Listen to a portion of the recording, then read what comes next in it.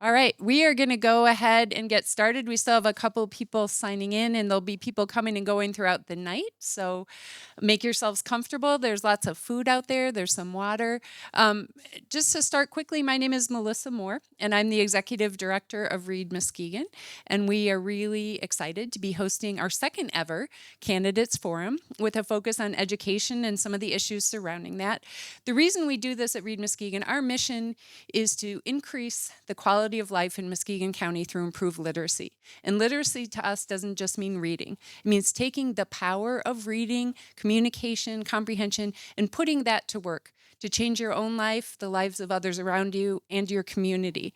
So we focus some of our work on civic literacy, which means helping those that we work with understand how our government works, understand the role that they can play, and build the literacy skills they need to be active participants in those processes.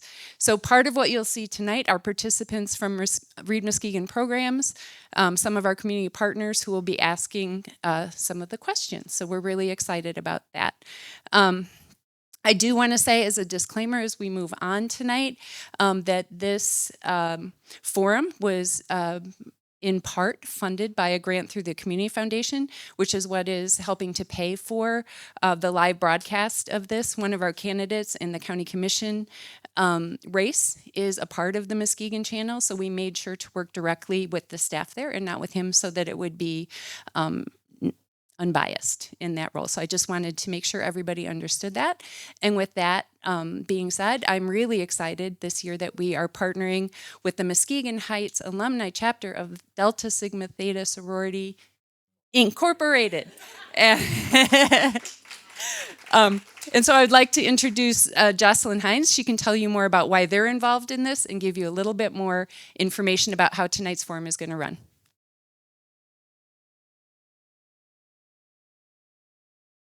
All righty. Thanks, Melissa. Good afternoon, everyone. Awesome.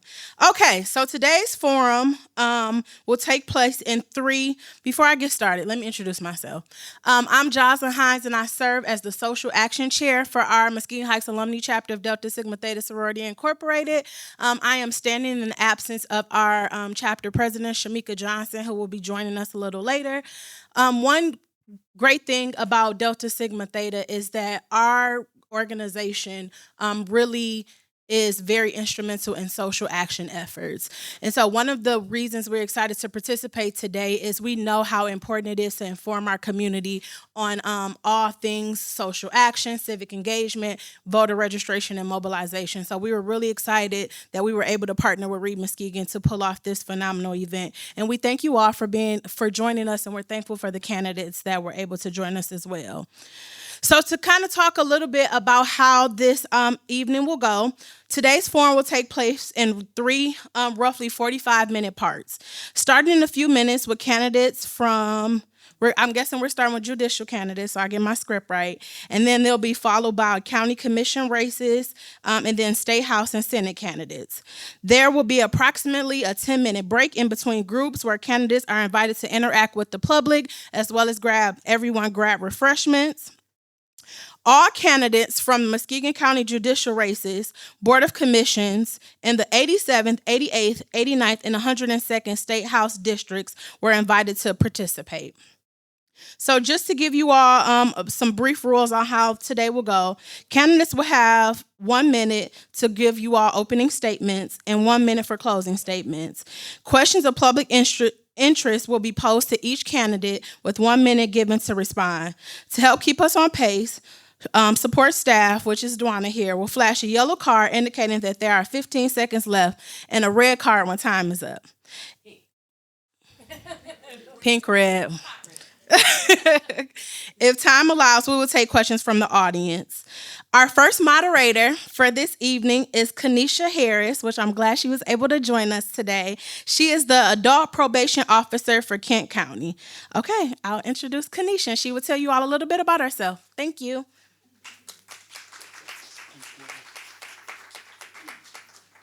So good evening. As Jocelyn stated, my name is Kanisha Harris, and I'm an adult probation officer out at the 63rd District Court in Kent County. The reason for for her asking me and the importance of that I want to stress is the engagement, citizen engagement when it comes to the electoral process, specifically pertaining to the judicial system. For many of you that may not know, your judicial system, when it comes to electing officials, pertain to judges as well as prosecutors. So these are officials that will be enforcing your laws, as well as interpreting your laws.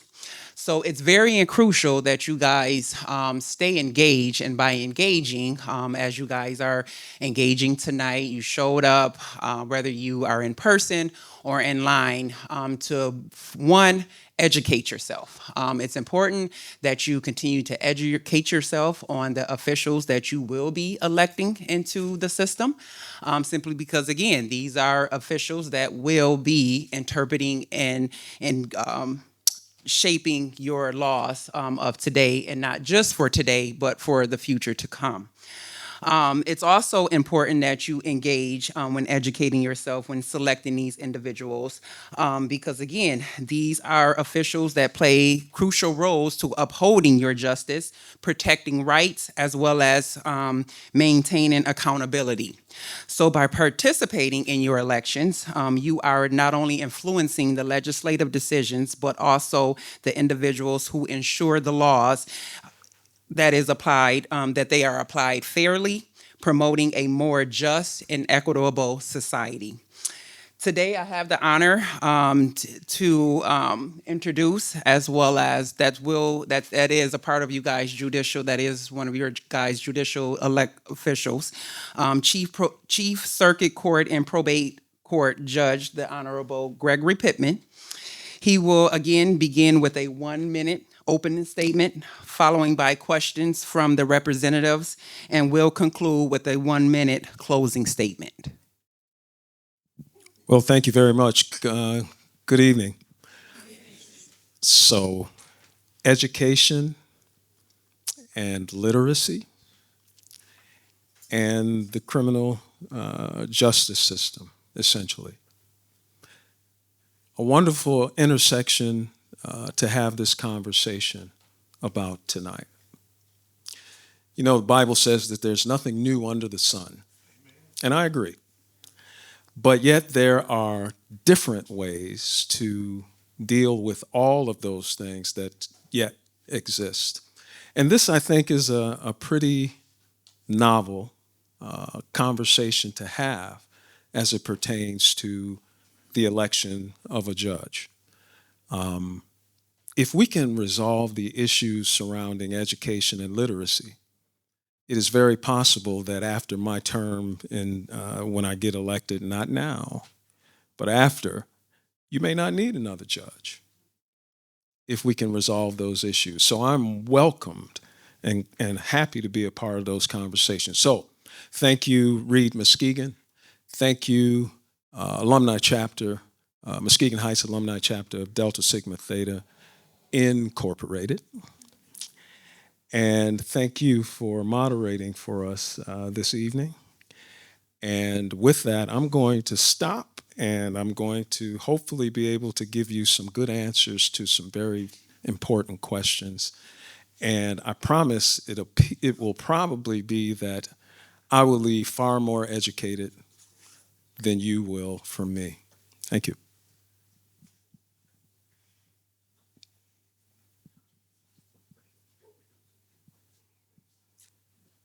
Hello, I'm Anna Melito. I'm a mother of 4 children. At one time, I was an incarcerated parent. Watching my children become more to the court, and still to this day as they approach adulthood, watching their struggles, I'd like to bring to your attention that undereducated women often end up in poverty, limited access to childcare, underemployed or even unemployed mothers. With this, we struggle with adequate housing. Women often suffer from mental health issues. These women tend to get thrown into the legal system due to choosing criminal activities. Some of these activities are, but not limited to, retail frauds, larcenies, burglaries, drug use, even drug cases. These undereducated parents use these as survival behaviors, with women using drugs to cope with life, as one may only know. Did you know that 80% of incarcerated women are mothers whom are undereducated? 1 in 28 children have a parent that is in jail or prison. Inmate education has reduced the rates of an individual returning to incarceration. Education has improved mental outlooks, self-esteem, and confidence. Employment opportunities increase to those who have an education. They found in research that prison, workforce, and education programs reduce the likelihood of recidivism. How would you like to address the cases where a lack of educational opportunities may affect parents' ability to comply with court orders? I think your question was, how would I approach that? Yes. Well, first of all, your scholarship is incredible. You pretty much laid out the entire case for the idea of how creating better issues of better avenues of literacy and education can help to impact positively the recidivism and the what I call the opportunity crimes that you are speaking of.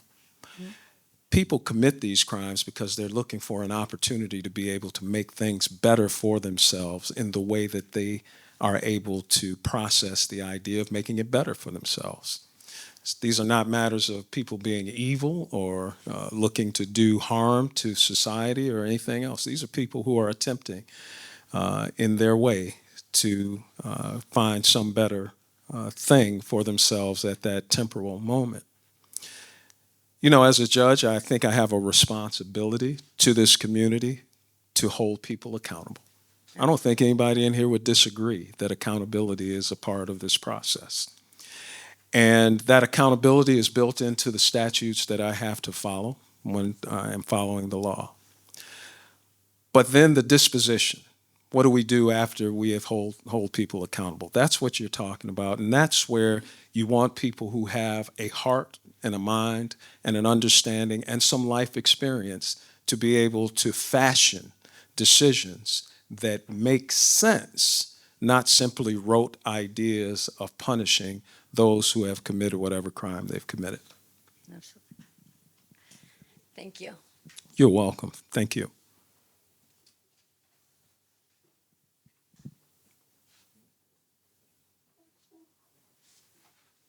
How you doing, Judge Earl? I'm good, man. I hope I'm good after you get done. Hi, my name is Brian Sanders. I'm a returned citizen from being incarcerated for 14 and a half years. I'm a well-known business owner that I started up with my family. We call Sanders Mobile Shop LLC. We create chicken wraps. That's our specialties right now. We do. We have multiple other things to do as we create doing our business. While I was incarcerated, I took a whole bunch of classes that helped me, that it put me on the path of redeeming myself back to be back into the society. While I was in there, I didn't understand the classes at the time, but it gave me a lot of things to think about, like leadership dynamics, house of healing. I took American Hotel and Lodging, educational institution, skills, start skill, task, and result training. When I took that, it put me on the path to become who I am now, the chef who I am. So I'm thankful for that part while I was incarcerated, but we still need more for the ones that's up incarcerated, because it's a lot of times they stagnate from not taking classes or have education up in there. Although the classes help me, but I look at the other people too, because it's hard for them to get into class because they look at the people who just going home, who close to going home to take these classes. What about the ones who still got like 5 or 10 years to do? They just sitting around, not doing nothing. And it hurt them because now their mind think is, what can I do? What can I get into? Mm-hmm. Or who I can hurt. Mm-hmm. besides just going to the weight pit or going to eat or being in the room watching TV. So that's how I look at it. We need more classes, not just for the ones that's going on, but for the ones that's still up in prison, to help them as well as educate their family out there, to let them know, hey, I'm taking this class, but I need y'all to take these classes too to help me learn as well as y'all learning on the outside. I'm learning on the inside. We can communicate a lot better. So I see that as a forefront that is hard because a lot of black males that's up in prison that's leaving kids out there that don't know their parents, or they just sit there and say, okay, I do have a kid out here, but what are we doing for that kid to interact with us? Do we have any programs? Okay, yeah, we got a program down in Muskegon for fathers, but you got to be 3 years before you're going home to get in that program, or 5. We still got 10 years some.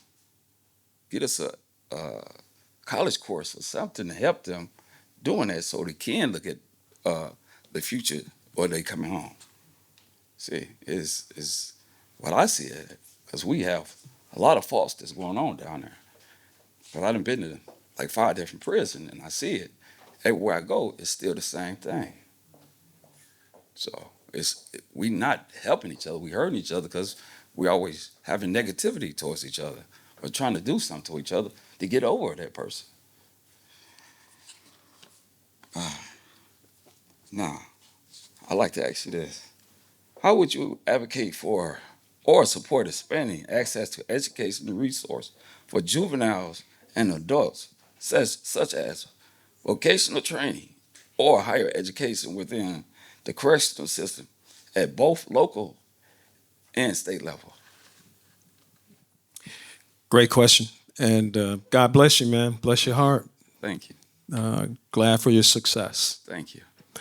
Part of the reason you had that success, though, is because you made it up in your mind Yes. that you were going to be successful. You know, when we incarcerate, and that's a fact of life, when we incarcerate, there has been such a shortage of thought about the idea that those that we incarcerate are coming back to our communities. Yes. Here's the other thing that I think is missing. You're going to spend money in this particular cohort of our community. So why are we afraid to spend that money on helping those who are willing, who have a mind, who have a heart, to want to improve themselves while they're in prison, to come back as people who have a skill, have some hope, which, you know, this is really what that's all about. People who have no hope are the people that you're talking about who are sitting around figuring out how to do dirt, as we say in the neighborhood.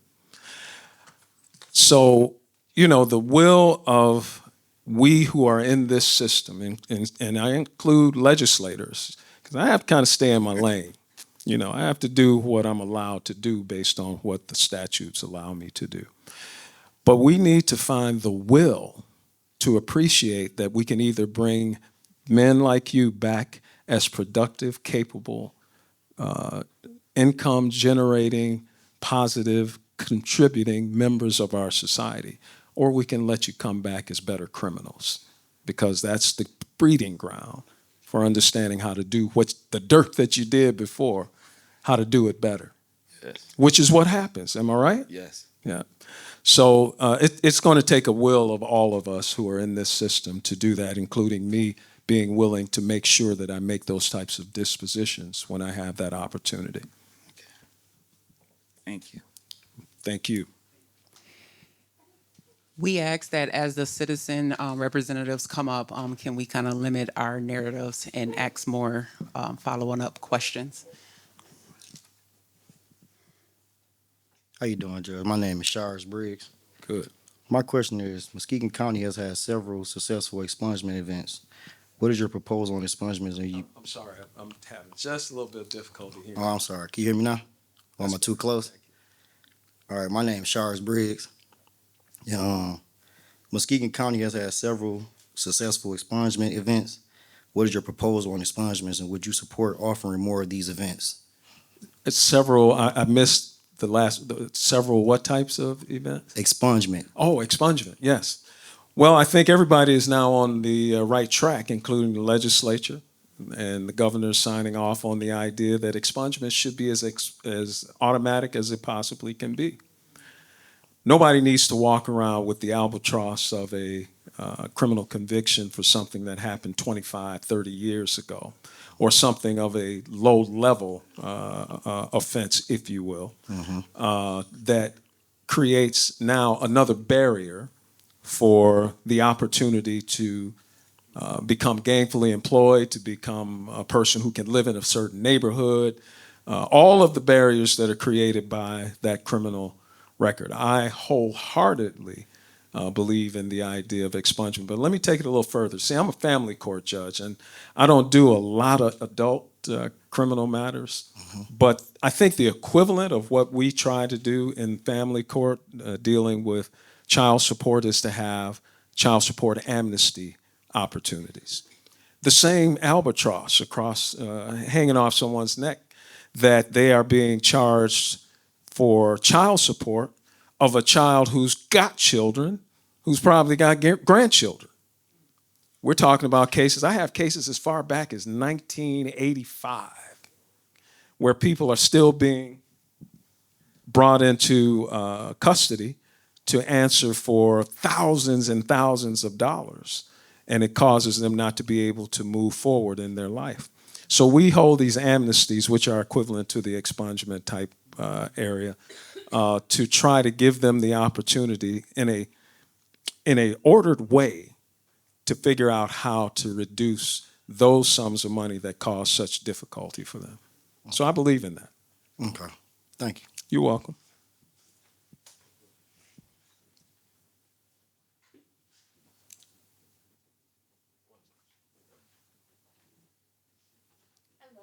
I'm getting a little stiff back there sitting in that chair.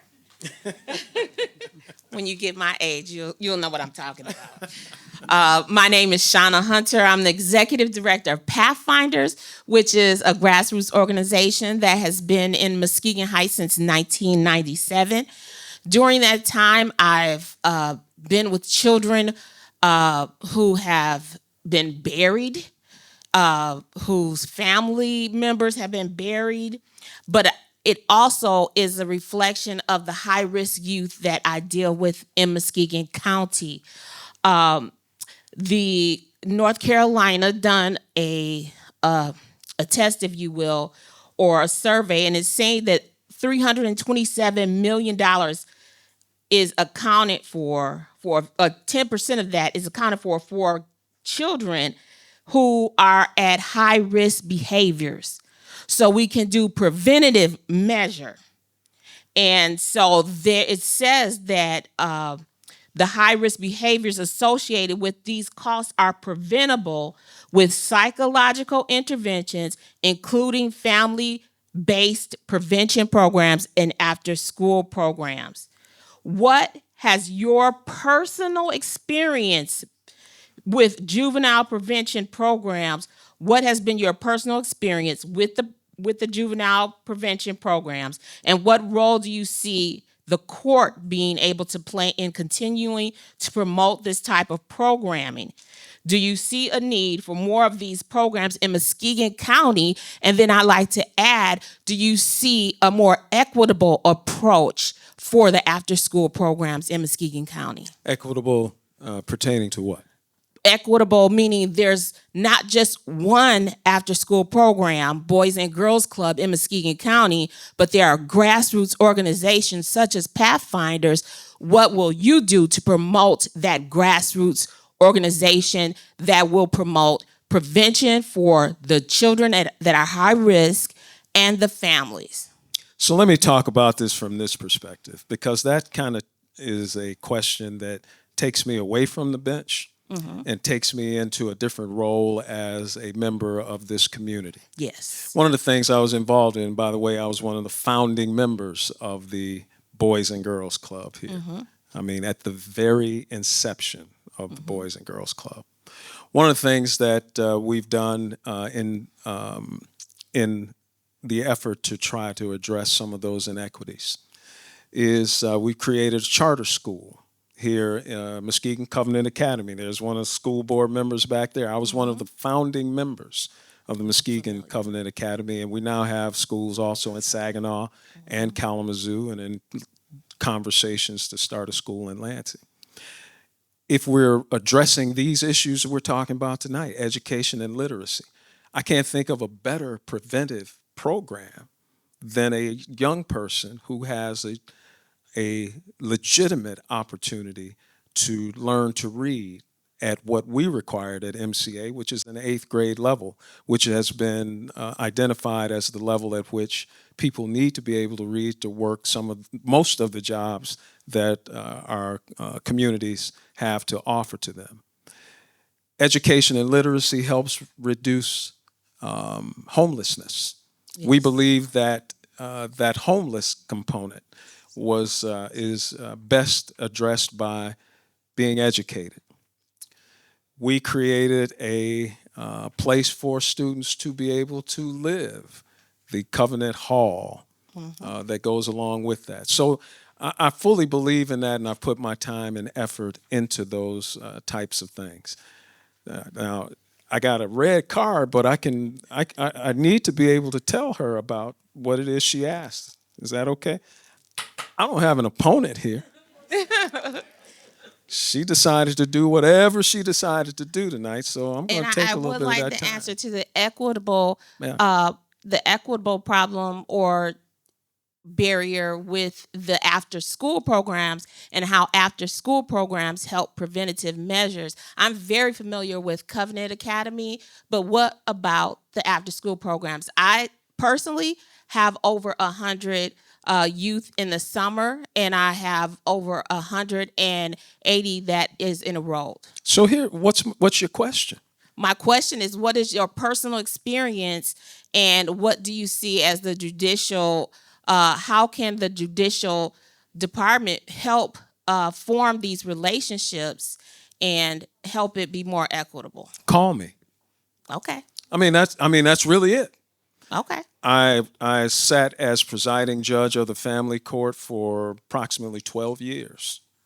In that time, I've had people reach out from the community and say, I've got an idea.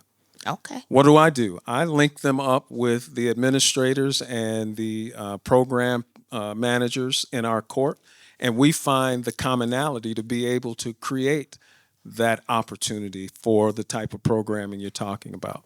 I was chief judge for 2 years. I did the same thing. In 2016, as presiding judge of the court, we led the reformation of the juvenile justice system to begin to create those types of connectivities that you're speaking about. But how does it start? A call. A phone call. Okay. You got it. You'll be hearing from Shauna Hunter. Thank All you. right, so we have time for about 1 or 2 questions from the audience. And again, if we can kind of limit our narrative and ask direct questions to save on time.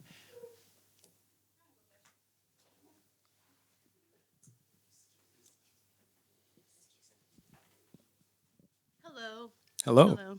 I did not plan to ask a question either. As being a licensed social worker working at Muskegon Public Schools, as well as working for Coral Health as a care manager, my biggest concern looking at this community and my experience of interning with this community as a public defender, working alongside Manda, and that's actually where I met you through, was Manda, my question for you is, with social workers being so important in changing a lot of the dynamic within the court system and addressing a lot of the issues from mental health to family issues and everywhere in between, to be honest, how will you continue to ensure that bridge is built with social workers breaking into the criminal justice system and advocating for change in the systems of family and in juvenile justice? Because I know from my personal experience, that has been a very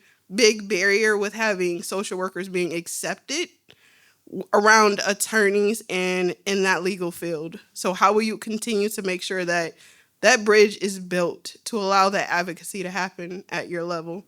I think that's a really, really great question. One of the things the institutional memory that I bring, having sat on this bench since 1998, when I started in 1998, did you realize that there was no family court in the state of Michigan? Yes. When I started in 1998, I came in with the creation of family court. When family court came into existence, and it was found out by circuit and probate judges across the state that they would have to be devoted directly to that docket and nothing else, essentially. Judges all across the state quit. Why? Because they said they did not want to be social workers. So what am I saying? I'm saying that as with any legitimate, necessary, powerful movement, as you're speaking of, it's got to begin with the mindset. Now, here I am 26 years later, and the judges who are on the bench now from probate and circuit court who come onto the bench come on ready to be a part of the social work that 26 years ago judges didn't want to have anything to do with. I mean, literally, 15 judges quit as of January 1, 1998, because they weren't going to do this. So that's where I think it starts. The second thing is, of course, is that you got to keep the pressure on. The Muskegon County Bar Association. I attend meetings. I don't think I've ever heard a presentation from the Public Defender's Office highlighting the value that some of us can readily see, but some need to be brought along to see, of that social work component as part of the defense of a person who's in front of a court for criminal charges. Education, I think, is a component. I would make it possible that you'd come in and address the entire judiciary. We have monthly judicial meetings. Come. Bring the presentation. Help us to understand at our level what it is that we should be able to expect from you. And in return, we, in our sort of little bit of, quote, bully pulpit, can make it clear to those who practice in front of us, here's a new reality that you're going to have to probably get your arms around, because this is what the expectation will be from this bench. That makes sense? It does. Thank Thank you. Mm-hmm.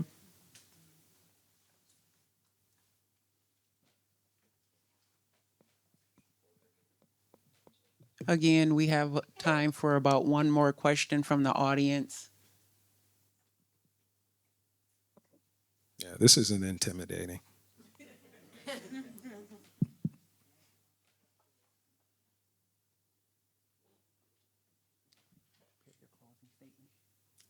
My closing statement?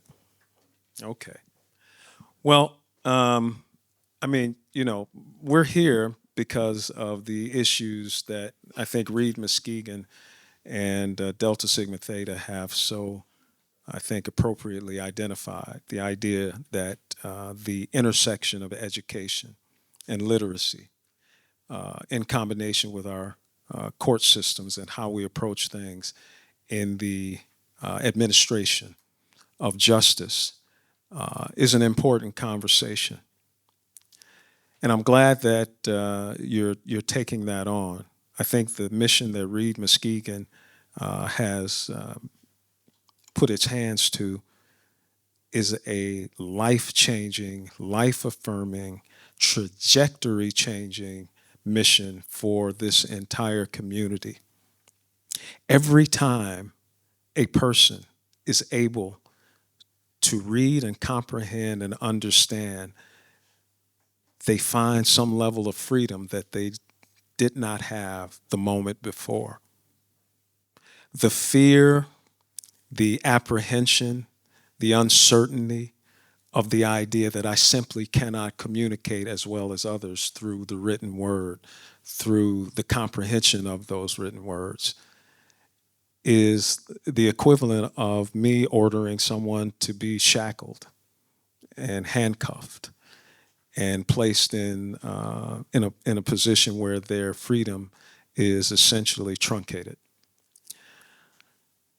If we are able to do the work that has been laid out here by Read Muskegon and recognized by this wonderful sorority, you'll put me out of a job.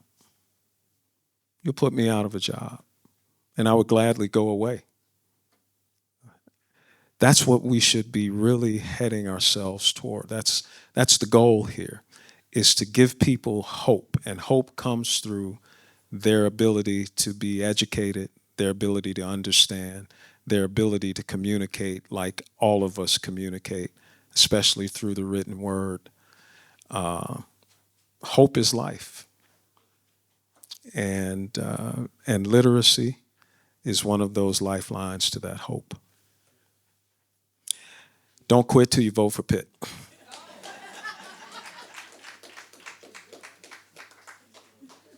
Thank you all for the opportunity, and thank you for the questions. Thank you. So, good evening, everyone. My name is Brandon Davis, and I have the pleasure of being the moderator for this session regarding or involving the Muskegon County Commission candidates. So, to the panel of candidates, we want to make sure you understand the rules about how this is going to go today.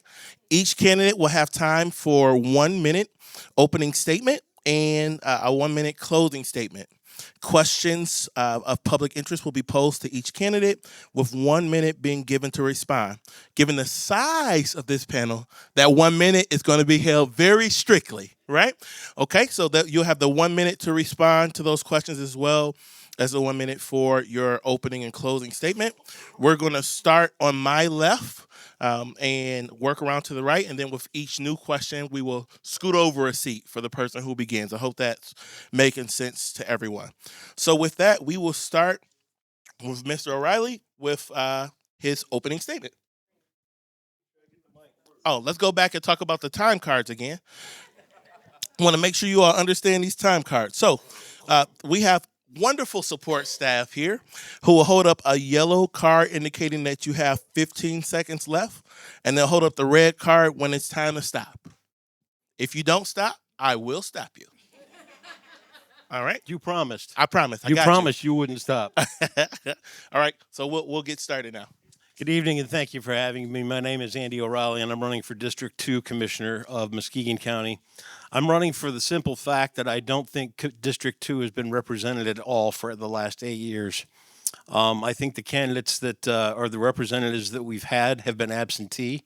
I think that they have been working on the national platform when the local platform has been completely ignored for their job that they need to do. I know of one commissioner that has not even set foot in one of the townships that she represented over the last 8 years, and that they have sought other commissioners to try and get some help out into these rural communities who feel equally as ignored as our inner cities do. I publish for a living. My first exposure to Read Muskegon, I do believe, was for a fundraiser. And from there, I started working with Read Muskegon in the jail as a recidivism program to try and help people get out of jail. And then I moved on to Holton, where I do reading tutoring for kids 6th and 7th grade now. It's a really wonderful program, and I'm impressed by it, and I'm proud to support it and be a part of it. Good evening. My name is Sandra Boone Thomas. I'm running for County Commissioner for District 3, which encompasses Sullivan Township, Fruitport Township, and Precincts 4 and 5, or the southeast of Norton Shores. I am a former teacher of 32 years. I have been I had to think which one I wanted to use. I have been a foster parent 3 times in my lifetime. I've also been a big sister for 10 years of my lifetime. As you can tell, I enjoy children of all ages. I also was a tutor. I tutored in the summer through the Club 188 program there at Zion Baptist Church. I am running because I love people and I want to make a difference. And I have a platform, of course, and I have been endorsed by MEA, Progressive Women Democratic Caucus, and UAW, and 15 more organizations. And like I said, I love children and I want to make a difference. That's why I'm running. I'm telling you. Hi, everyone. I'm Jessica Cook, County Commissioner for District 6, which includes a big chunk of the city of Muskegon, all of the city of North Muskegon, all of Laketon Township, and the southern part of Fruitland Township. This is my first term. I am running for re-election. I'm currently vice chair of the board and have just had an amazing first term experience getting to completely learn the role of county commissioner and getting to re-engage with a lot of the organizations that I have been involved in throughout my career and my time as a Muskegon County resident. I think that the Read Muskegon forum that we participated in last year was one of the best learning experiences that I had as a candidate. I'm so happy to be here again. So thankful to the Delta Sigma Theta Sorority for hosting us, as well as Read Muskegon and all of the clients who are here today too. Thank you. Hi, I'm Chris McWigan. I'm running for county commissioner because leadership matters. For 19 years, I was the leader of the community foundation. We did big things during that 19 years. We didn't have government help. The city was not helpful, and the county was absent. We can do huge things through government, and that includes doing what the county is mandated to do well and locking arms with others to lead toward the things that make our county truly great. Thank you. My name is Darrell Page, and I'm the County Commissioner for the 7th District, which includes Muskegon Heights, totally portion of Muskegon and a portion of Norton Shores. And this is I'm completing my second term, my first term as County Commissioner, going into my second term. My background includes City Council for the City of Muskegon Heights for 16 years, Mayor's 8, worked in both school systems, primarily Muskegon Heights for 28 years, and Muskegon, so very well aware of the problems that's going on. One of the things I usually say about it is that we do represent our respective districts, but we're all here to represent the total county and stuff. We work for the total county, not just our respective districts, because we have to take care of that. Thank you. Good afternoon. My name is Doug Brown. I was county commissioner, 3 years ago, and then they redistrict the area. So I'm running again for District 6. I am a local business person, so I invest in Muskegon, use local manufacturers, local people. So I am right downtown and to do so. I was on Reese Puffer School Board for 22 years. My wife and I did foster work, had 12 different children in and out of our house. So I know firsthand what it was like to see people children that couldn't read and their parents, and how we could help them better in the community. I've dedicated my career to various things, being in Rotary, the North Side Lions, United Way. By the way, if you're on United Way, I'm on the chair on that. You could dedicate your money to Read Muskegon, just in case anybody wanted to know. I feel like I can do a lot better things for the community than what I did when I was commissioner before, and vested into the community. I have children myself, and I want to see Muskegon be what it could be. So thank you.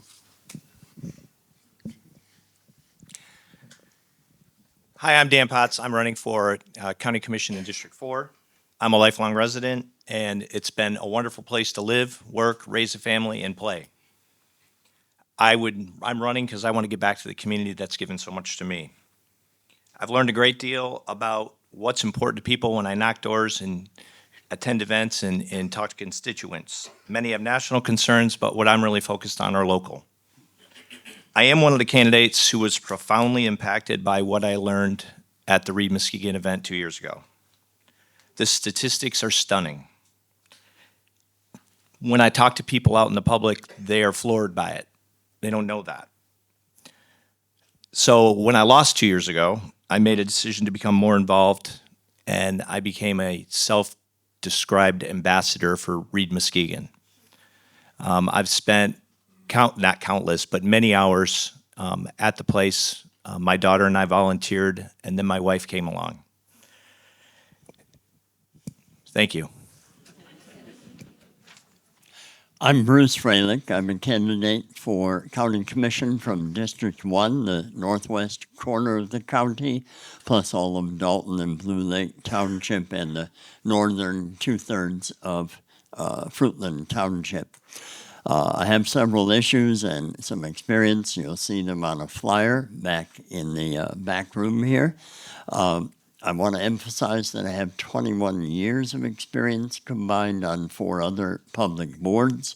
I've done budgets and audits. On 2 of those boards, we reduced the millage. We reduced the taxes for the ambulance board, where I still serve, and for Montague City Council.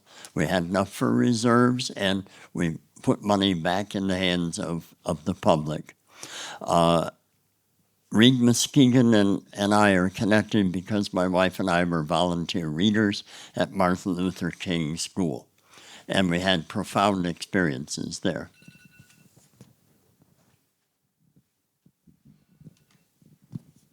Good evening. My name is Charles Nash, and I'm running for County Commissioner for District 5. District 5 is really far east Muskegon and all of Muskegon Township. So if you live in those areas, then you'd probably see my name on the ballot. I would just say that currently I work as I'm elected as the chair of the county board, and I love what we're doing right now. We're just making so many strides and making so many positive changes. But the reason why I'm running again, because I just love service. A lot of people don't realize it. Probably all of my employment life, I've been working 2 jobs for the last darn near 20 years, and it's all about service. Service to the community, service to the people, and that's my ministry to Muskegon County.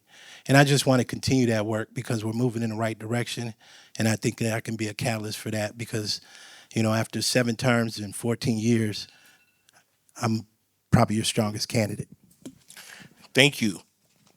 So at this time, we're going to begin our questions from the public. We're going to invite you up to ask your question. Please introduce yourself, ask your question directly, and then we'll give each candidate 1 minute to respond. Hello, my name is Chrissy Vines. I'm a mother of 2. I have a 24-year-old daughter and a 4-year-old son. I understand that it's a priority for our kids to read proficiently by 3rd grade, but unfortunately, some of the parents aren't even reading at a 3rd grade level. Parents need to learn more so they can teach their children. Parent education is a must in order for the children to thrive. For example, when I go to Great Start Parent Cafes, I'm able to learn from other like-minded parents to see what other skills or resources I can gain. We definitely need to keep programs around like that in Muskegon County to promote parent education. In the literacy programs that I have attended with my son, I've learned how to pronounce and sound out letters correctly, and I learned how to support Caden with his speech and other abilities. At these programs, they aren't always teaching the kids, they're teaching us too, even if we don't want to admit it. Do you visualize any ways that the county board can contribute to parent education? Mr. O'Reilly, we'll start with you.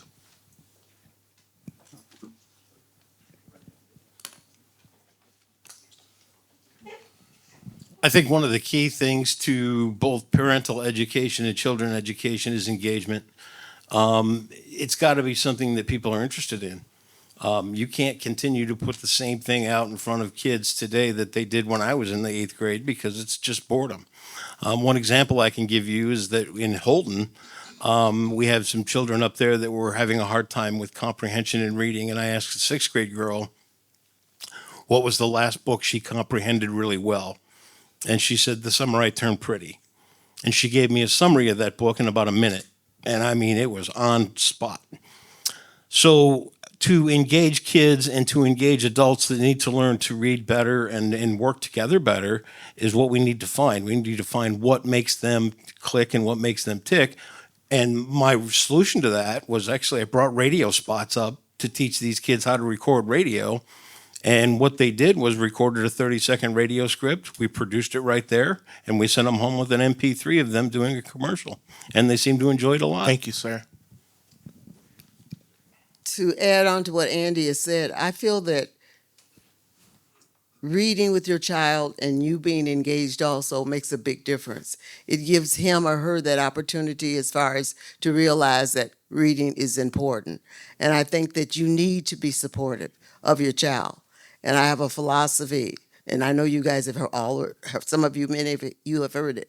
The apple does not fall from the tree, far from the tree. And you need to be engaged so your child will be engaged. And I think you need support. Thank you. Thank you for that question. I feel like a lot of what we do at the county level is very far removed from schools. I was just talking to the woman who teaches social work at Muskegon Public Schools and just talking about strengthening those connections between schools, between community, and the work that we do at the county, which sometimes feels really far removed. So continuing to work with amazing programs like Read Muskegon and learn more about ways that we can impact parents who are struggling in our community is essential and is we can only do more of. I think that some of the materials that Read Muskegon provided to the candidates in preparation for today, like advocating for better transportation so that parents with kids can access some of the Read Muskegon programs, helping people find work so that they can access our programs as well. Thank you. The county commission has resources and a voice. We can help set a literacy goal for the entire county that leads with parents, because it's just a fact. If a mother reads, her children read. That's a fact. And we need to spread that.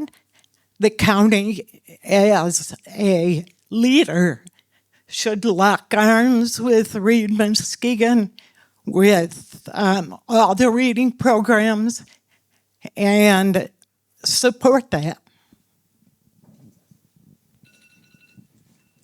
Okay, a lot has been said here tonight and stuff, but one of the things, as being in the school systems for almost 28 years, you have to find a way for the adults, as Ms. Vine said, to interact with their students and stuff where they don't feel intimidated by the student being smarter than they are or being able to read better than they can and stuff.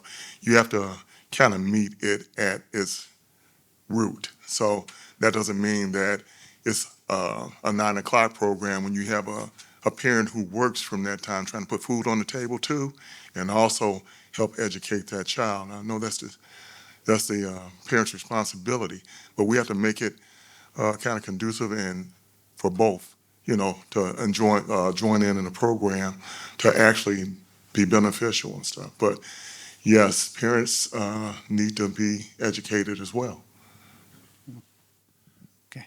Thank you. Being on the school board, as when I was, we did hire new reading specialists, and it was very, I was one of the persons that was pushing that. We found that by being proficient in reading by third grade and having reading specialists there are helped very much.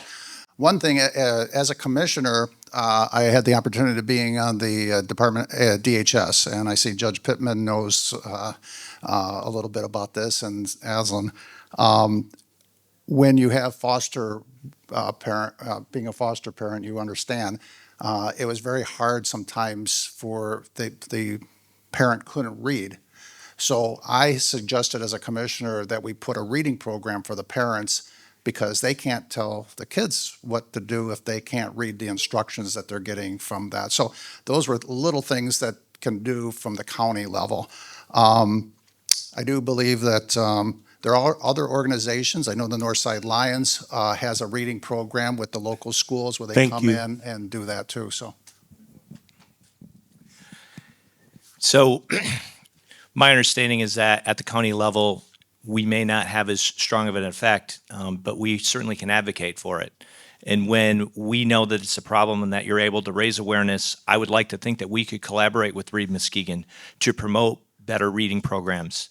I think as a county commissioner, I have a responsibility to also spend time in the schools and going to school board meetings. I spent 5 years on the Mona Shore School Board. Reading is critical. In third grade, it's a cutoff level. You know, in third grade, you learn to read until third grade, and then after third grade, you read to learn. So with that in mind, I think continuing to raise awareness and partnering with adults to help them in their situations, I think that would be a great thing. I briefly mentioned earlier that we had profound experiences, my wife and I, at Martin Luther King School. We were volunteer readers for the young people there in the school library. And the profound thing was, one of those, was that the students needed to actually crowd around us and touch us. I'm sitting in a rocking chair and I'm afraid to rock because I'm going to rock on somebody's toes or fingers, because the kids were that thirsty for physical contact and love, as well as the love of reading. So that was a profound experience. It's the program that was begun by Doris Rucks, the Coalition for Community Development that some of you may know of. At the county level, we need to help others realize that these areas are science-based. There's ESL, English as a second language, and there is teaching reading based on phonetics.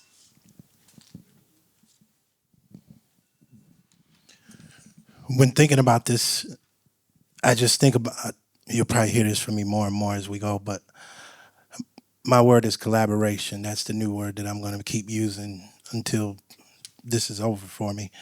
But we have to come together as a community. We have to be able to work together as a community.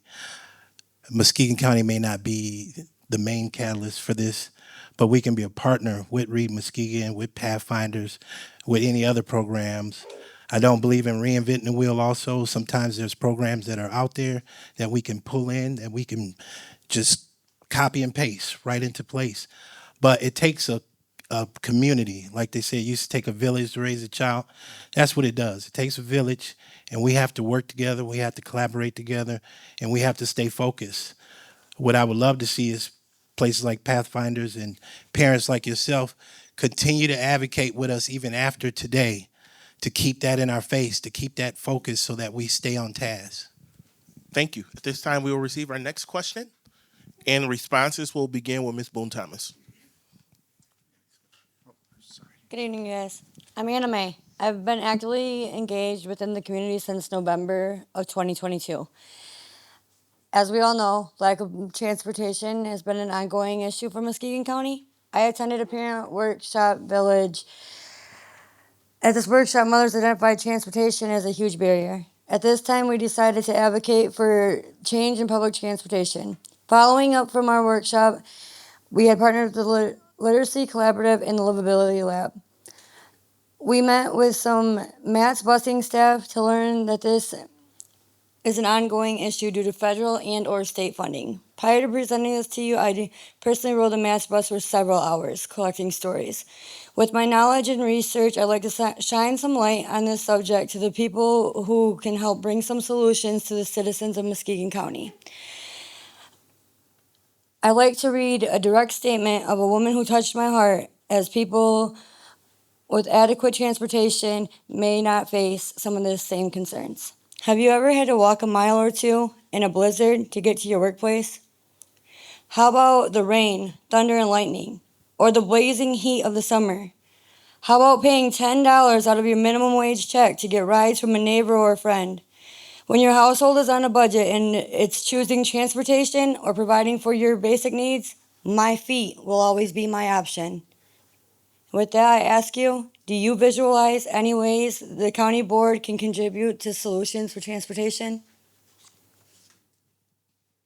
I was under the impression that the county is looking into merging with an organization that could take over the transportation system to help out as far as spreading the transportation information and service to other organizations or cities, I should say, to help out. Because I realize it is a problem as far as people on different shifts getting back and forth to work, their schedules. Sometimes people have overtime on those jobs, so they need a way to get around. I understand that. So hopefully we can look into someone to help out and get a millage going with other organizations, transportation services, to help the County of Muskegon to serve every county or city that we have close by.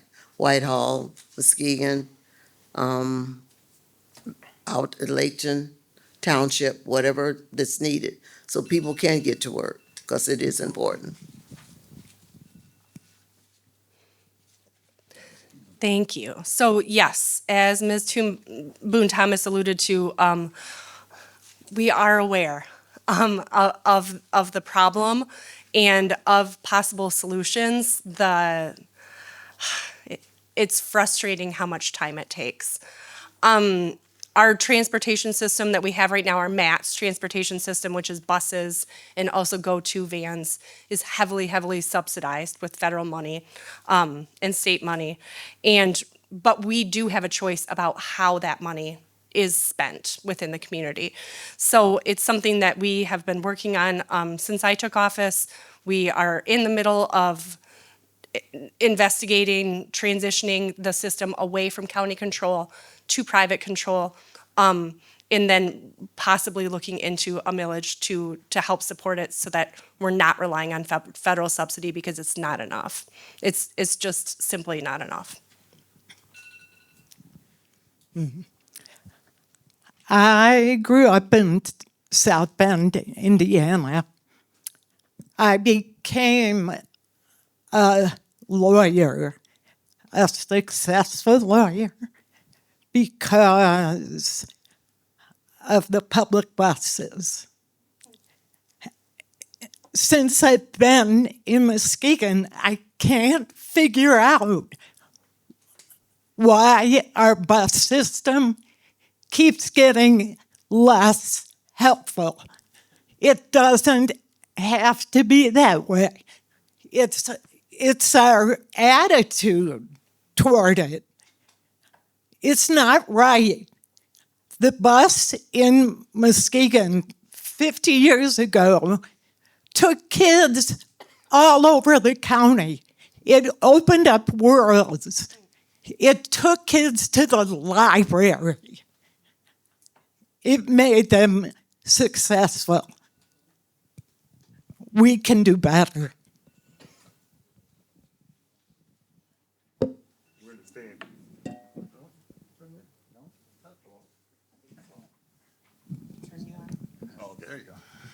We understand that there's a serious problem with the transportation system in Muskegon County, and that's what we've been working on since I've been on. And it's going to probably take that millage to help solve that problem. As Commissioner Cook was saying, they're looking at privatizing it or going to an authority, which is going to cost. And that's the hard part of it and stuff, because we want to give ridership to all our county residents for as less as we can possibly give it to them for. But unfortunately, the ridership doesn't go all the way out all the time. Everybody doesn't use it. So it's going to probably come down to who wants to buy in on that authority and also use that system. And that's just being honest. Yeah. Well, as Daryl said, 4 years ago when I was on the commission, we did start a study. The MATS did an analysis to find out where the best routes would be for transportation. Then it started going to, there was this little thing called COVID too during that time, so nobody was using the buses at that time. Then we went to the Go-To service, which made it more personalized, and that seemed to help for that time period at that time. I also think it's important to note that, and the question was about employers. I said, we got, some employers, you got good employees, people will kill for them right now. And, maybe it's a chance to talk to them. We did this in some other specifics areas, so maybe this is a good opportunity to have that communication with some of the local businesses. What can they participate in? So Doug just stole all my ideas. So no, I also wanted to bring up the availability of the MATS Go system, and it seems to be a lot more personalized. So when people have shifts and when they have jobs in various places, the buses don't always go there at the times that they need them to go. So I would like to think that the more personalized systems, I did look up some of the rates, and they are pretty reasonable for rides to and from. With that in mind, maybe it really comes down to awareness, and that people need to be more aware of what's available to them in the community to know that they can have that personalized type of transportation. The aforementioned study, it does matter. It makes a difference because when you're riding buses all over the place, if there's nobody on them, it doesn't make a lot of financial sense. So there needs to be that need. So thank you. Part of my experience is on the ambulance authority in the White Lake area. Under state statute, authorities are independent bodies. They are nonprofit, and they have the authority to vote a millage, but the millage has to be approved by the majority of the citizens of all of the participating municipal governments. So it's a democratic process. It's ground up, and the millage has to be thought through ahead of time about what will produce a sufficient amount of revenue to sustain the service. So we created that in the north end of the county while I was in the forming body when our ambulance authority was fraught with debt and failing, and we converted it into an authority and approved a broad millage. So it can be done, but you need collective will to do that. Again, I guess I'll go back to the word collaboration, because we have to collaborate. This is not something that Muskegon County can continue to hold. We either build it better or we lose it. And it is always a shortfall because we can only do what the subsidies allow us to do. But I think Chris is right. We as a community have to do better. If we want to see this community develop and continue to grow, we have to all put some skin in the game. And that don't mean just us or just them or just that. We need everybody to work together. So again, it comes back to collaborative efforts, because I've been through study after study and change after change with the transportation system, and it comes down to what it needs. It needs money. It needs support. It needs us to come together and support it together. But unless we do that, it's not going to grow any further than what it is. We tried the authority. We could do the authority, but they're saying you guys need more skin in the game. And I'll finish up on Charles' statement too. The buy-in is absolutely got to be essential. We are from the car state. We are from where automotive manufacturing is from. We love our cars. And when we don't have them, it gets very difficult for us to get where we got to go. District 2, all the townships that I speak to out there, they see nothing of our transportation system at all. And they see no reason to vote for more taxes to be a part of a transportation system that doesn't serve them anything. The Go Bus has got some struggles with it when it comes to scheduling and different times on and off when they can work. And the main bus lines, again, as was said over here, that run with nobody on them is going to be a problem. It's a drain on us. And those subsidies aren't going to last forever. We run a subsidized airport. I mean, we just brought a new jet service in today. That's the place where we are when we need the help when it comes to things like mass transit. Thank you. This time we'll hear from our next community member, next community question, and we will start with Ms. Cook for responses.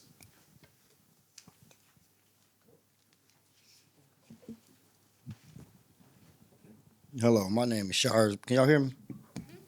All right, hello, my name is Shars Briggs. I am here today as a participant for the Exit program. Exit works with justice individuals.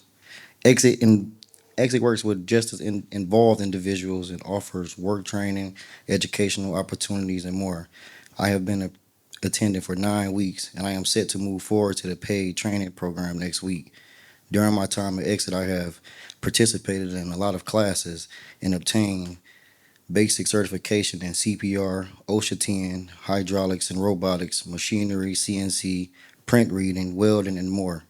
Most importantly, I have finished the required credits to obtain my high school diploma with the Ultraview Adult Education Program. Programs like Exit helps give people a chance at learning skills and opportunities to create change in their lives. So my question is, how would you support correctional education on the county level? Would you support application for funding that would increase alternative sentencing or diverse programs that includes a required educational component? Thank you. First of all, congratulations. That's a huge accomplishment. And congratulations to the Exit program as well for all the great work that they're doing. To answer your question succinctly, 100%. Yes, I would support it. We do support it as a county. I'm really proud of some of the treatment court options that we offer as an alternative to incarceration that allows people to engage with the education system as they are participating in treatment courts instead of being incarcerated. But then we're in full support of, we donate office space to, we cooperate fully with as many community nonprofits as are interested in working with our jail system. And I'm very proud of the work that we have done. I know that COVID set us back a lot, and we have room to regrow those programs and continue to give them more resources as well. Glad to hear about the county support. And yes, I would support that. Generally, the philosophy that I have is never stop learning, never give up, and that people are not problems to be solved. They're gifts to be opened. And we will, a county commission that I am on will do everything we possibly can to support reaching maximal opportunity and achievement. Thank you. You know, I was raised city in Muskegon Heights. I know individuals from all over this county, and I speak with individuals from all over this county. Unfortunately, everybody doesn't make the correct decision all the time, and they need an avenue when they are ready to make that right decision. The Exit program is one of them, and you can actually, that's for the adults, but for students, you actually have CTC in Muskegon County, and ran by the Intermediate School District. And those are trades that everybody can use and stuff. Everyone's not made for college. Everybody's not made for college and stuff, but you can still be productive and, you know, be a productive person and earn a productive living doing a lot of things. I mean, yeah, some lawyers don't know how to put up a picture, but there are people who can. So we need all those people in this community, in this county. Thank you. Well, anyways, thanks again for doing what you're doing. Like you said, and Judge Pittman said, you made that choice to go there and take initiative. You did mention Orchard View, adult ed. There are, White Lake, adult ed. The ISD has works with the adult ed programs throughout the county. So there are resources out there now. And I think, as a commissioner, is just to make sure that we support those and also get that knowledge out to the local communities and the local school districts, what is available. So other people can have those same opportunities as you do. So thank you. So I'd like to congratulate Charles too and Anna Mae. They are clearly great individuals who have succeeded because of some of the programs that Read Muskegon has. I think it's important that people hear their stories because they are role models in the community, and it's wonderful when people can see what can really happen to them. So thank you for stepping up and asking those questions. My answer is simply yes. I think there's a role for the county when it comes to collaborating, especially with groups that have proven their worth and their value to the community like Read Muskegon. As Judge Pittman alluded earlier, judges have a major role because there are sentencing incentives and probation incentives that encourage and reward an individual gaining, for example, a GED or a certificate in some sort of technical education. And then I suddenly remembered being on a social services board as a governor's appointee and serving for 4 years in another county. We had a class for computer numerical control, CNC, and these were individuals without high school diploma or even a GED, but 6 out of 10 finished that successfully, and there were jobs immediately available to them, and they went from welfare to work almost immediately. It cost to run that program, but 6 out of 10 finished, and they were successful, and that was a big payoff to all of us, to their children. We had a ceremony at the college when they graduated. Just to answer your question, you probably don't know a lot about my background. My background is dealing with reentry programs in the prison system and MDOC, so I have a long history and understand a lot of what you're talking about, what you're going through. I was actually part of the one of the programs that helped collaborate and develop the exit program. I was also a young commissioner when I first got on to be able to continue to vote in support of the exit program, because I do understand how well these programs work, and exit probably wouldn't exist without the support of the commissioners we have here in voting to continue to support that program. So I would advocate for it at all times. As long as it keeps moving in the right direction and doing what it does to help people, I'm all for that kind of support. I'd like to speak directly to you and tell you that I was you. I just never got caught. I started being an active alcoholic when I was 12 years old, and it lasted till I was 33. And the fact that I was never arrested for anything more than a one-night DUI or never killed a carload of people in my active alcoholism is a miracle. It is just a flat-out miracle. My engagement with Read Muskegon to stop the recidivism program in the jail was to get in there and find those guys and get them into that exit program. And when I found them non-responsive after 6 hours of being out of jail, it was really difficult to manage that I put that much effort into those people and they could not just make that one phone call to be out. So to find ways to help people like you or Brian over here, who I met through a television show that we did, continue to do what they do, that's rebuilding community. And you were exactly who I should have been when I never got caught. So thank you for what you do. Thank you. I congratulate you also, both of you, for all that you've done. You are examples to the young people, and that's what they need. I do support your program, and I think we should have a few more of those programs around to help other students and young people. Thank you so much for what you've done. All right, thank you. We'll hear our next question, and we'll start with Ms. McGuigan for responses. Good evening. Thanks for your time.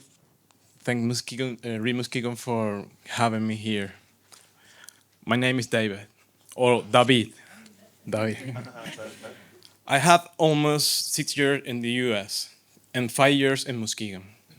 When I arrived, I didn't know anything about this city. For example, public service, where to get cheaper food, what to do in an emergency, or where to find a job. All those opportunities are in English. Some immigrants have a lot of experience in different kinds of profession. We need institutions to help connect us or new reality so we can be more oriented and know where to go. I need some water. This will help us feel more safe, confident, and welcome. It will also help us be more efficient and find a job where we have skills. For example, me, I had a degree in sociology, experience working in community. Thank you. Read Muskegon.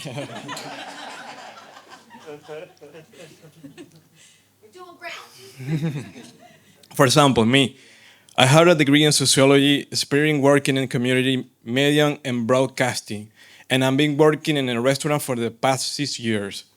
I'm ready to do more. We need more information and less red tape.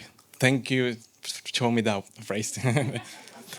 Do you think the county has a role to assist people like me to access tools and resources in order to facilitate our integration into this community?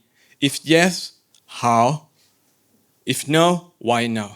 Thank you so much.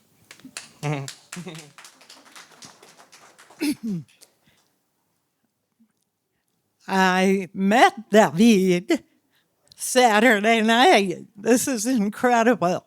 And I've thought about you several times since then.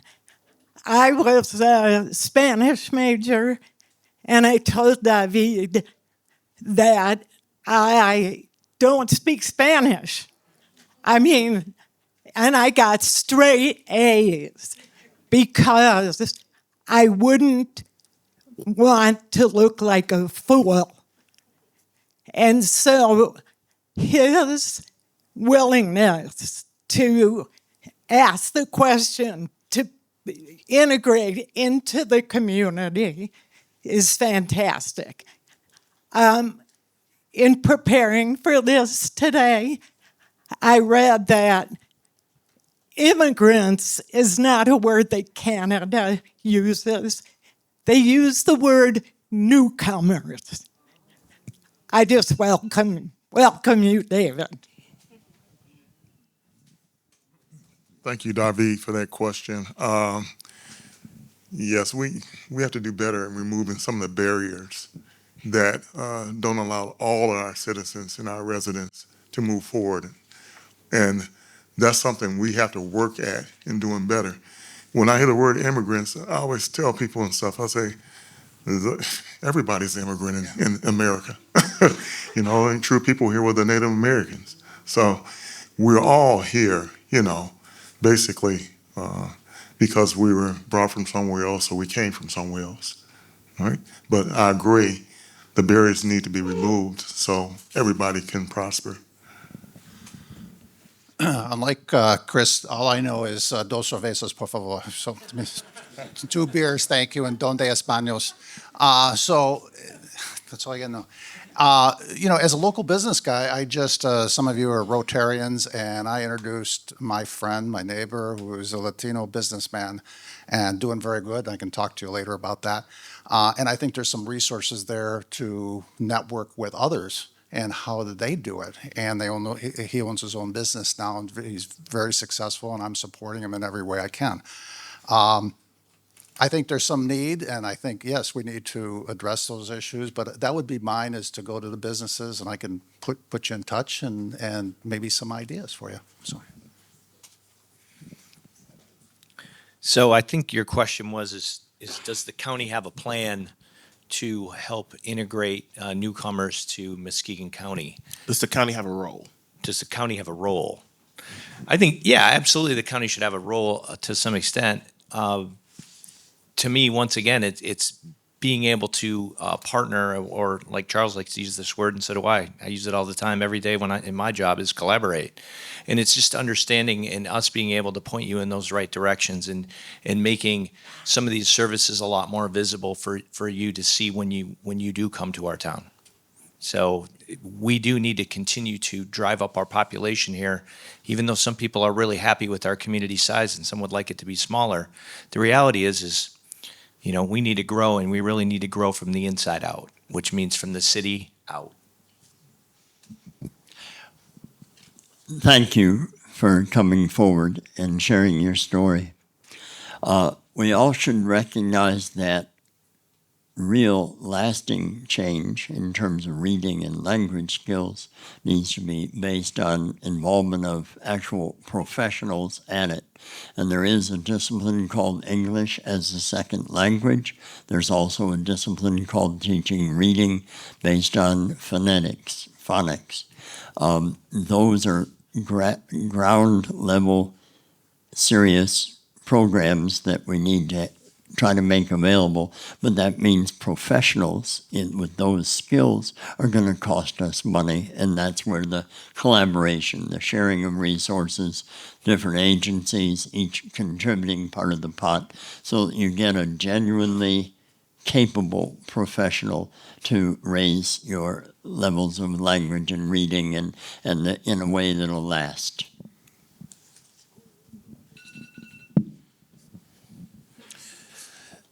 In asking what is the county's role, what can the county do, I would say we need you to tell us what we need to do, because we really don't know. Let's be honest about it. I don't know what you need. We don't know what you need, but you can tell us what you need.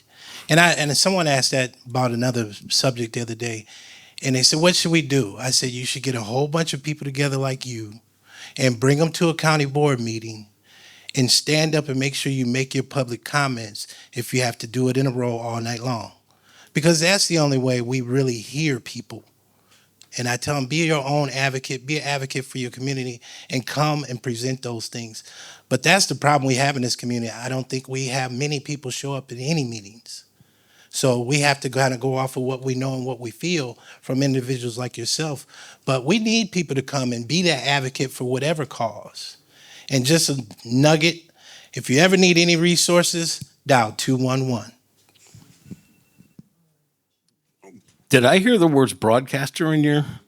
Hey, I might know a guy. I think inclusivity is a big part of what we need to learn better of ourselves. We're afraid of our neighbors. We don't know the people across the street in many of our localities. We don't know the people in Holton. We don't know the people in Muskegon Heights. We don't know anything. We see something foreign and we're, oh my God, what's that? How do we talk to them? How do we approach them? I grew up over in Sparta, which has got a huge community of migrant workers that come up there every fall to take care of things. And the simplest of stuff, just by me being able to tell them what their order cost in Spanish, made me the best friend they ever had. And it was amazing. It's that inclusivity that we need to do, and it's voices like yours that need to be heard. And if that broadcasting thing is something you're serious about, I know a guy, and I know him real well.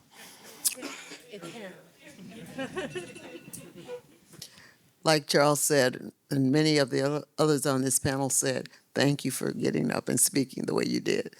And I agree with Charles. You need to tell us what you need.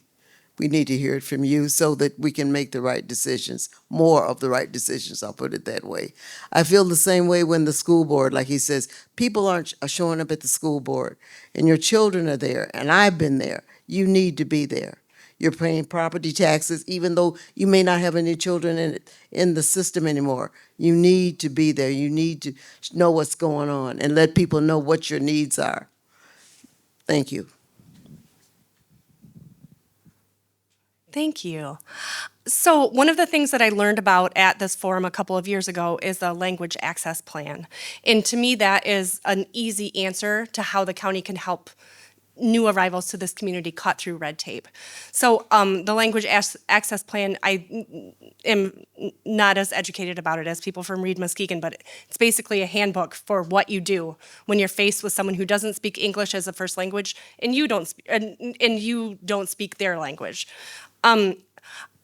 Health West, which is our community mental health organization, does a good job of providing services to people who don't speak English as a first language.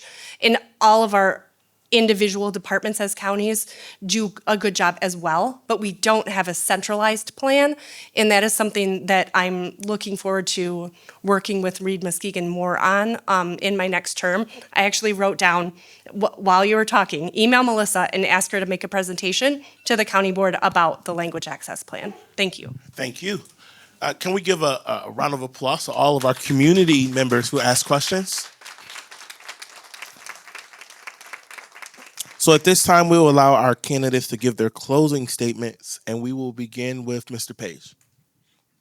Thank you. Thank you. Just wanted to put something out there for you all. If you notice, most of the candidates up here who appear before you have no nerves. We live to answer your questions. And the other thing is that it's not a problem because we campaign all year long. It's not just during election time. We actually get out and talk to people. We receive calls, all the time. So it's an ongoing thing. I always say to myself and to others, and they know me, is that if you are not serving the people in your community or your county, what are you doing here? And that's where you guys to make your choice. Your vote counts. Thank you. Just want to say thank you for the opportunity. I learned a lot this evening, and it was a pleasure to be invited to do so. I wouldn't be here if I wasn't had that passion for this organization, and I think it does some very good work.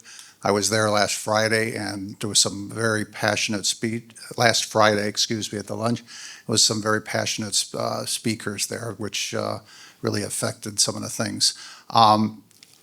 All I can say is, having the experience, being involved in community as much for the last 35, 40 years. And so I am dedicated and to make, to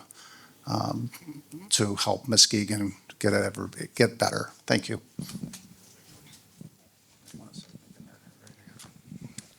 So I'd like to thank Read Muskegon and Delta Sigma Theta Sorority for hosting us today. I'd also like to thank Melissa Moore and her staff for their dedication to West Michigan. I will continue to support this mission whether I win or lose. So I'm a great fan of Muskegon. I look forward to representing and always keeping the progress in the county at the top of my list. You guys, if you don't really know me, throughout my life, every task that I take on, I don't really like to fail at it. So I may start slow, but I can tell you that I'm going to gain steam and I'm just going to get better and better at what I do. Thank you. Thank you all for being here. Thank you all for sharing your experiences and posing thoughtful questions. And to everybody up here at the front table for delivering thoughtful answers. There hasn't been enough thoughtfulness in some of our public meetings for the last couple of years, maybe 4 years or so. And having that deeper, meaningful conversation, a two-way conversation, is a refreshing change. So thank you to everybody who organized for tonight, and that would be my commitment going forward. Campaigning is just doing your homework to see if you've got what it takes to do this job, which, as Daryl says, is a year-round job. Thank you all. Again, I would like to also thank Read Muskegon and Delta Sigma Theta Sorority Incorporated for having us in this forum. It's always a good forum that we have annually, and I see you guys are always staying in the thick of it. So, and anything I could do to help support those things in the future, let me know. I'm just hoping that the community would continue to support my efforts to support the community. I love what I do. I'm passionate about what I do. And I thank the community that came here today, because we don't always get to see you all, but it's great to see a room full of this and some awesome, great questions that were pointed to us and make us have to think. But we appreciate that, and thankful to everyone. All right, let's show our appreciation to our Oh, I'm sorry. To Andy, who's going to give his closing statement at this time. Are you sure? I want to thank the entire community. I moved here after a failed marriage and a failed suicide attempt. That suicide attempt was on my 30th birthday, and I still kept drinking for 3 years. I didn't see the value of myself until it was shown to me by this community. It's been 22 years. This was the year I equaled out how many years I drank and how many years I've been sober. Everything that's good in my life has come from this community, and everything that I do is in some way to try and repay what's been given to me here. Can I make a little bit of a living at it? Yeah. Can I help a couple other people make a little bit of a living at it? Ask him.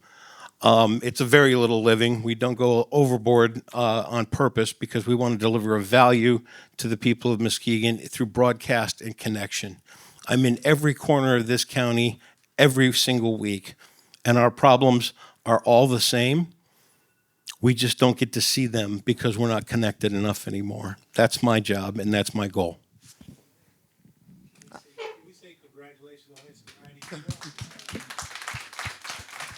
And if I could, I would like to be the one that says that sobriety was nothing but a gift.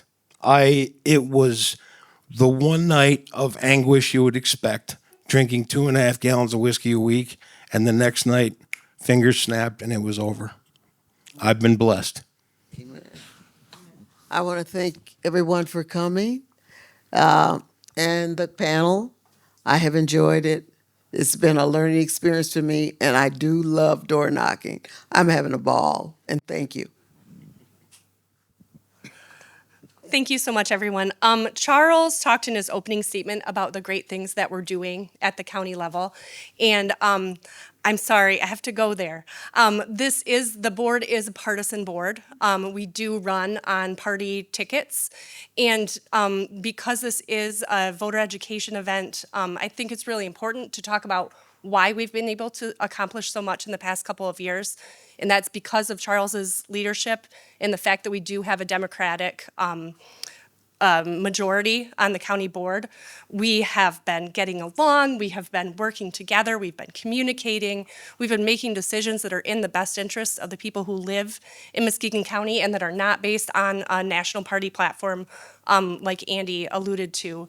We're here for the people who live and work here, and that's what it's not a perfect party, but it's what we have to work with, and the Democratic Party is the way to go. I'm proud to represent the Democratic ticket as a county commissioner, and hope you consider supporting us all. Thank you. Amen, sister. Ottawa County is not coming in here. Thank you, Read Muskegon. Thank you, Delta Sigma Theta. The kind of leadership that created both of those organizations and that led us to tonight is the kind of leadership that I'm going to encourage with the county commission. We don't have to do it.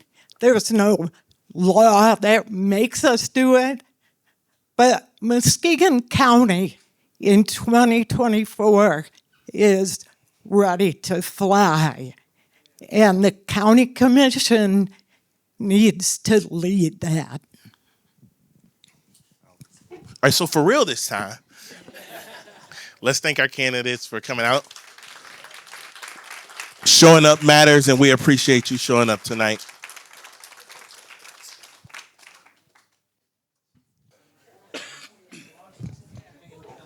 All right, good evening. We're going to get started with our third session tonight, which is with our Michigan House of Representative candidates. This round will work just like the other rounds. The way it'll work is we will give each candidate 1 minute to do an opening statement. They will also get 1 minute to do a closing statement. And between that, we'll have community members ask some questions, and each candidate will get 1 minute to respond to those questions. You will know that your time is running out because the yellow sheet will be raised at the 15-second mark, and then the red sheet will be raised when you are out of time, and we will stop you when you are out of time. In addition to that, you'll notice that there are a couple of placards on the table for candidates who were invited, who we anticipate arriving momentarily, but we're going to begin in the interest of respecting your time. So the way we'll do that is we'll begin with Mr. Meyer, who will be able to give his 1 minute opening statement. Okay. All right. Right next to you. Hello. Okay.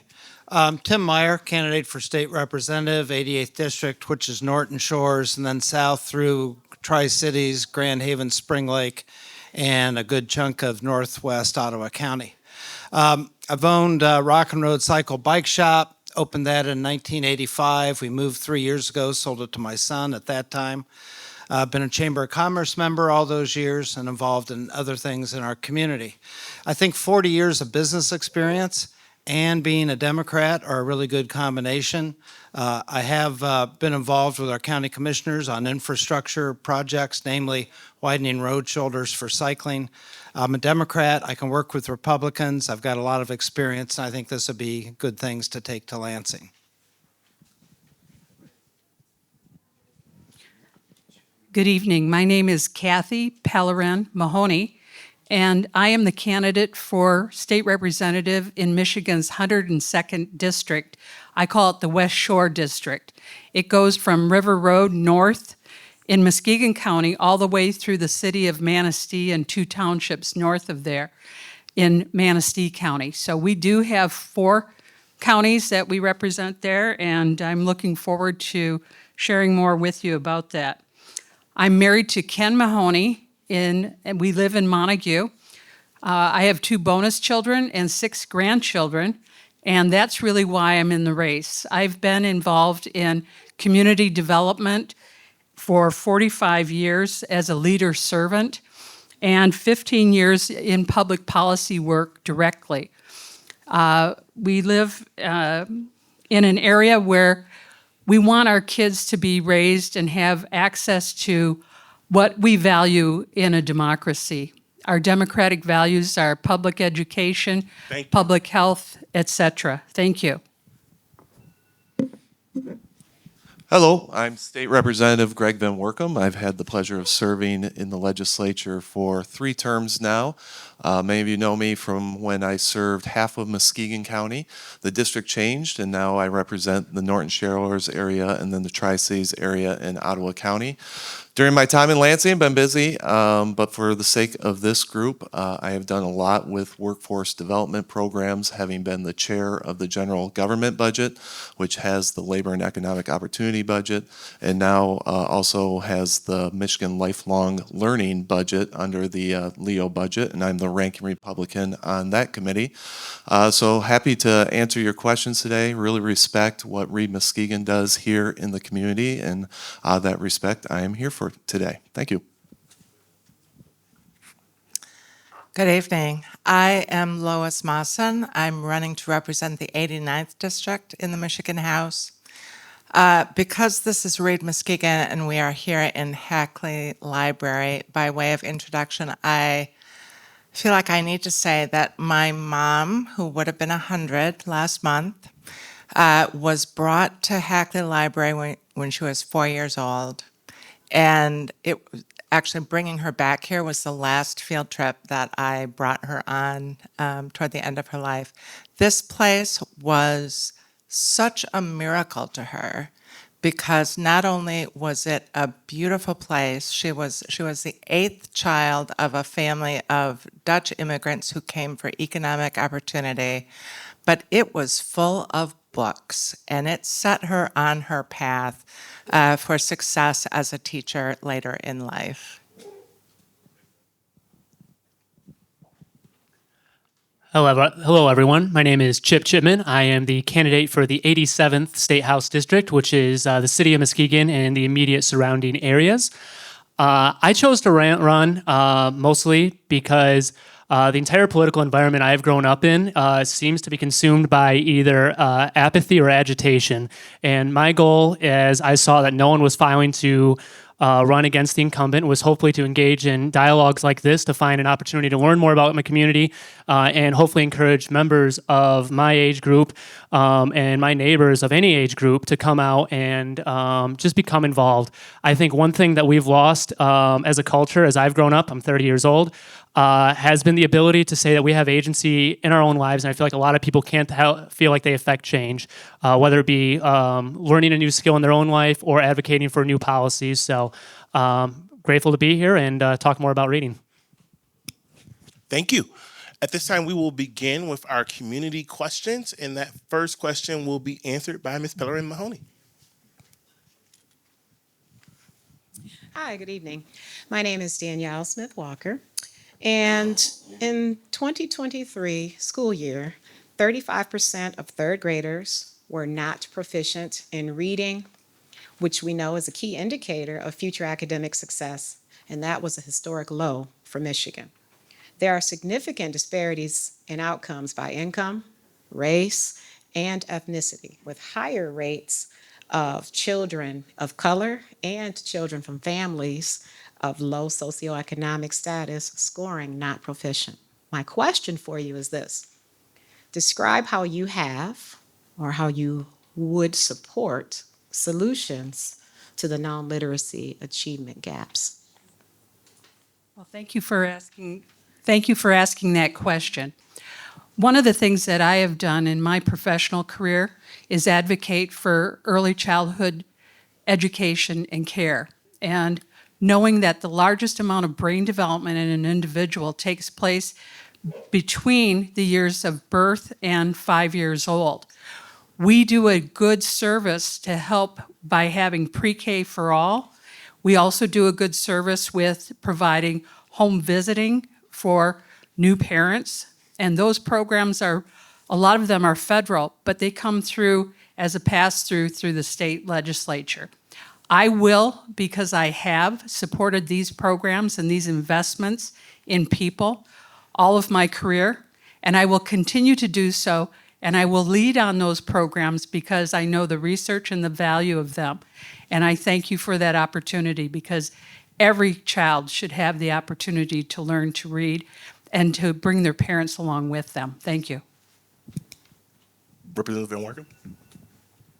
Thank you for the question. I am the only one here serving in the legislature. So a couple of things. One, during my terms, we were the first ones to actually get parity with what was known as 20J schools, that there were certain schools that were receiving far more per pupil than others, and we were finally able to make it that there was parity throughout the state.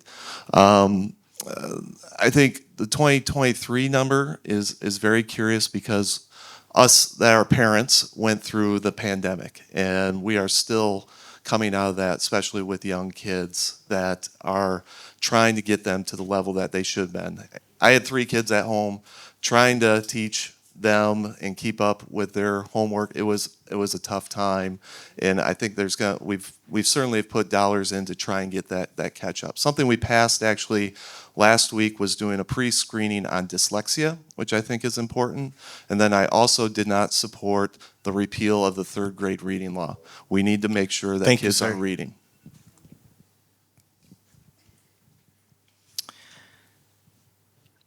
This is a tough challenge, and you mentioned a number of factors, each of which could take at least a full minute to respond to. Early childhood education is obviously extremely important, and education in an environment where children see themselves in the teachers is really important. Making sure that we're dealing with implicit bias in our education system, starting with the very youngest children. Supporting libraries as an active part of communities, and supporting adult literacy programs so that parents are equipped to read with their children is also really important. I think I'll stop there because yeah. Yeah, I think the issue that you brought up is very important. And once again, I don't want to lean too much on my age, but I've only been out of school for 12 years, so a lot of my memories of learning how to read is pretty recent. And if I can describe what it was like when I was in first grade, my father was an alcoholic. He was in and out of jail. I was living with a single mother working part-time in Arlington Estates, trailer park going to Orchard View High School. So I think I very well could have been one of the children who slipped through the cracks. At the end of the day, though, the reason why I was able to achieve so much and read was because my mother was able to take out the time every single day. She was to do spelling tests with me, to read to me before I was able to read. And it was really the family involvement, my mother's involvement, that led it. So I think we almost need to backfill the question a little bit because we can keep throwing money at the education, but how do we free up the time of single mothers? How do we free up the time of working fathers so that way they can spend more time with their kids and get that direct interaction with the people who are with them and care the most to help them. And yeah.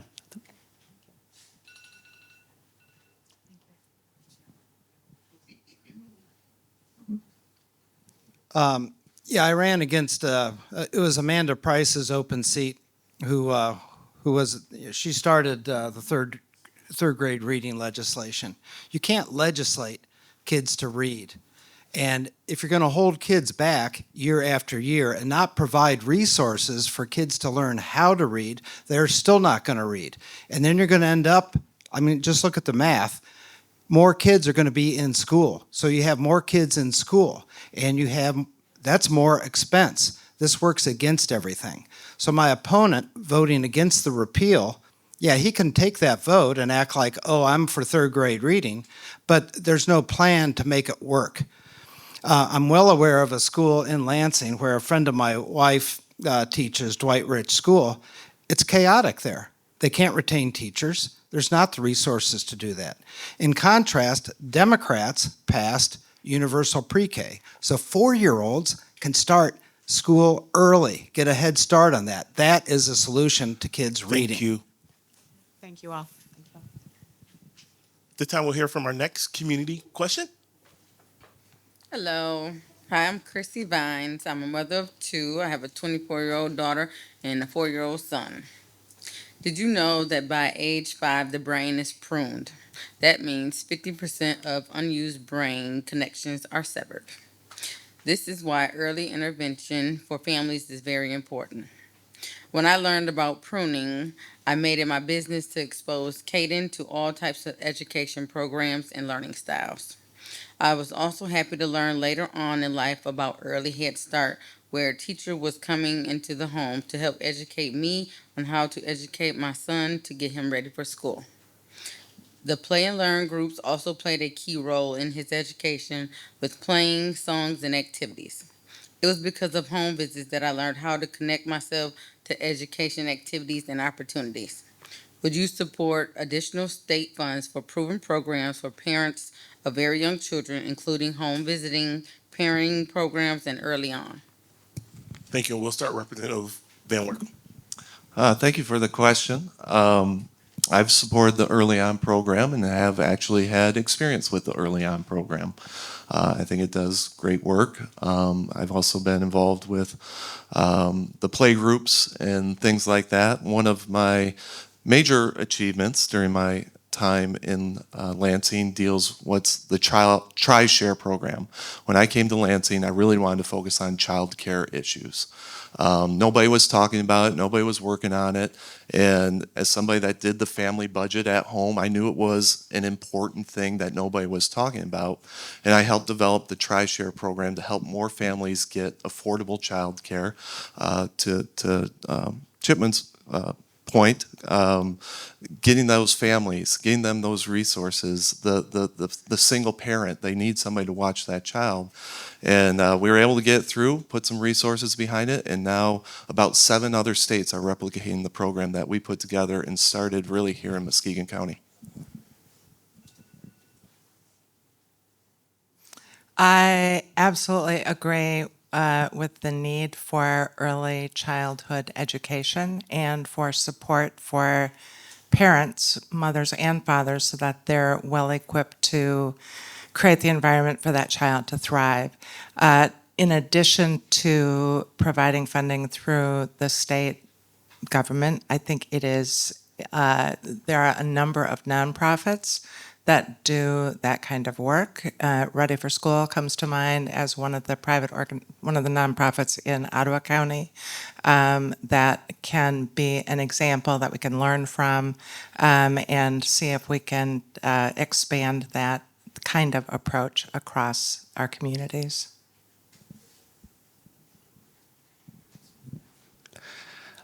I found it very interesting what you were bringing up at the beginning about the need for stimulation for brain activity at a very young age. And there's many different ways to access reading materials these days. Absence of programs, but even just readily available through the internet. But I think one thing that a lot of folks don't think about is just the new media. I think when we think reading, so many of us are just thinking books, books. We explain it to kids like it's books, books. It's not that. I mean, I read thousands of words and write thousands of words every day with my job, but that's because I'm sending and working emails, I'm reading essays, white papers, that sort of thing. I think what we need to do is find a way that allows children to have access to written media in a way that's most intriguing to them while they're interested in it. And it may even be a video game. I know that may be a bad thing to say here, but I'm going to say that the 2 best books I've read in the last 2 years were actually video games that were text-based, had to basically choose your own story, work through it. And I think those kind of engaging, imaginative things that still encourages a way to read, but just thinking of it in a new medium is something we need to encourage as well and integrate into any government program or school. Mr. Chipman, in one word, will you please respond to the question, are you supportive of the programs that she mentioned? Yes or no? For state funds, I don't know those programs well enough to say on each one. I think that there should be some level of state subsidy. However, I think that the needs of a student in Detroit compared to a student... You don't get a full new time. So, yes, respectfully, do you support it at this time or no, or you don't know? Some. I support some. Thank you. Mr. Meyer. I'll just say I support before I forget. 2 things. So the universal pre-K, getting back to that, which my opponent did vote against, that is getting 4-year-olds out of home into learning, getting a head start on reading and education. It also gives a parent an opportunity to add more hours to work, to maybe take on a part-time job, so it supports families that way also. The other thing is, as far as daycare goes, I am a trustee at First Presbyterian Church in Grand Haven. We do operate Joyful Noise preschool and daycare. Pretty cool name, Joyful Noise. And I am aware that every month we get the financial report. We might lose $1,000 or $2,000, and that's okay. And then there's the fixed cost, the variable cost. Do we add another teacher? Because we do add capacity. And I wonder, I'm new at this, but churches generally have a whole lot of Sunday school room space during the week. Maybe this could work out in other houses of worship as well. Well, thank you for your question. I spent 15 years of my professional life as an advocate for early childhood education and care, working for Council for a Strong America and being the state director of Fight Crime, Invest in Kids, which exercised the voice of law enforcement leaders, Mission Readiness, which exercised the voice of retired admirals and generals, and we provided sound research that we shared with lawmakers in Lansing and on the federal level to ensure that they had a safety net of knowledge when they made decisions to fund these important programs that are proven to help give kids the right tools so that they can succeed and learn to read. Thank you. Thank you. At this time, we will hear from our next community questioner. And we will start with Ms. Messon. Good evening, guys. As a citizen of Muskegon County, a mother of 4 children, a peer recovery coach, working with the community, and also a woman advocating for those who don't know how to advocate for themselves, I'd like to shine some light to the transportation barriers of Muskegon County. I've taken the time to collect over 200 stories of individuals whom are directly affected by lack of transportation to school, work, and even their medical appointments. Many concerns addressed are the routes have been shortened, the costs have been increased, the hours, they only run Monday through Friday until 5 p.m. No busing is available on the weekends, and the locations of the stops are on busy streets without adequate lighting. Did you know that there isn't one work shift that you can get to and from using the MATS bus here in Muskegon County? And the go-to van is only available if you have a smartphone, an internet connection, and a debit and or credit card. Another downfall to the go-to van app is that the highest poverty level in Muskegon County is the Muskegon Heights. And there they have to pay double the rates in order to even use that service. Given the lack of the efficient and affordable transportation is a significant barrier for many individuals, which are ideas for state funding solutions that could help remove these barriers to create affordable and efficient transportation for Muskegon County.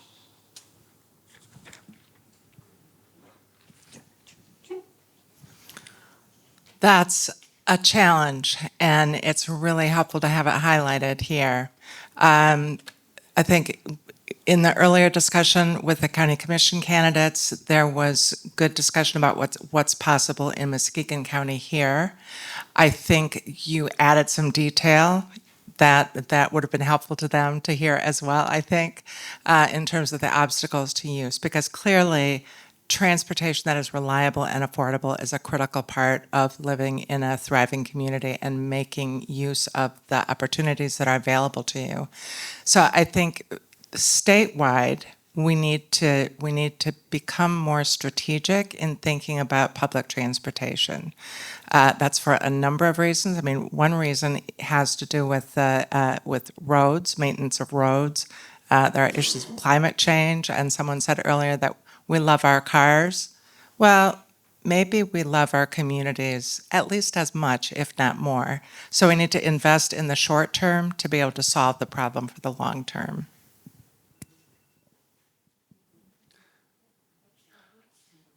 I think the amount of state funds that should be used to subsidize transportation should be minimum at best. I think a better use of state funds in order to subsidize for this solution would be expanding access to internet so people have access to the programs they already have. Like this, the go-to van that you had mentioned that is a burden of entry because of the internet. However, I'm just thinking back in 2018 or 2020, there was a ballot proposal for the Metro Detroit area about establishing new bus routes in which they would have all metro counties coming together. That ballot failed, and part of the reason why it did fail in a larger area that could support that infrastructure was because a study was shown to find that they could actually provide Ubers to the amount of riders and expected growth riders, and it would be cheaper than building the infrastructure needed for that. So by expanding access of the internet and using existing infrastructure, whether it be Uber, cab services, teaming up with the county government, the MATS bus system, I think it'd be more efficient. And on top of that, it would also give access to low-income families, library resources, and other media. My immediate past experience has been with bicycles, bicycle routes for transportation, getting to work, and for recreation. I've been involved in that. More in Holland area with Macatawa Area Coordinating Council. There is the counterpart organization centered in Muskegon, which does include Grand Haven.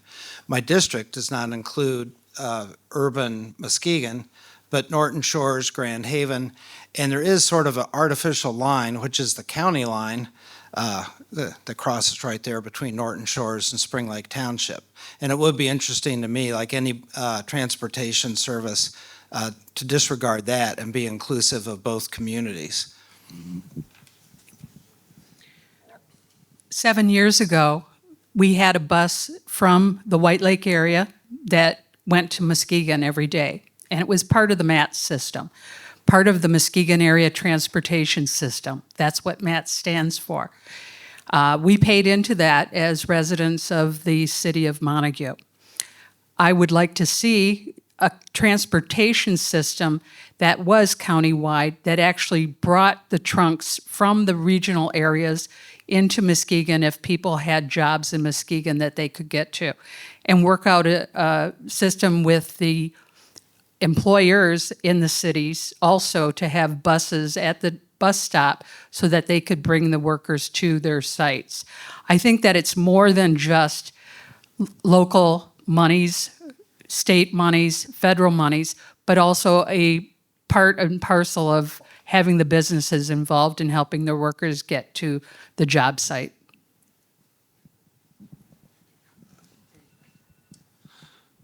Yeah, I don't know if there's more to add to this one. Certainly, I've supported budgets that support public transportation. I know the MAT system did some reviews recently over the past year to analyze routes and how to make them more efficient. There's several programs that have been in state budgets of different ways, just trying to come up with creative ways. It's not just a Muskegon issue. You see this all across the state. And it's all different challenges. You mentioned the heights. She mentioned what was happening in Montague. And then there's further rural areas and things like that, you need to come up with a local strategy really on this. And there's been a lot of businesses that have come up with local business ways of getting their own buses and for their workers and helping them with those shifts and creating those systems that they recognize they need those workers and they're going to do something on that transportation side to help. Thank you. All right, at this time, we'll receive our next community question. And we will start with Mr. Chipman for the answer.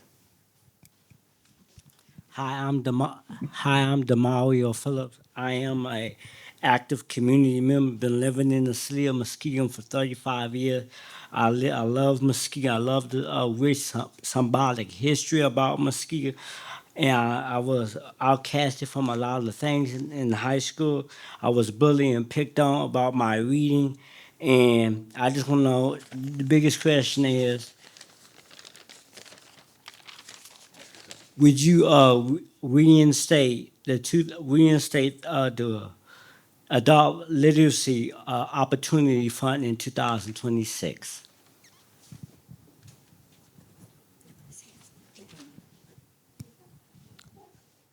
Great question. I do not know enough about the adult literacy fund to comment on that. I'm sorry, but yeah.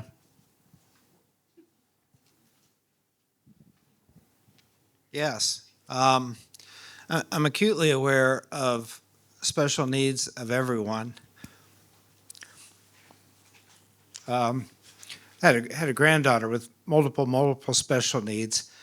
And, until then, I wasn't aware of so many programs that were out there that existed. The Ottawa Area Intermediate Center, where she went to school early.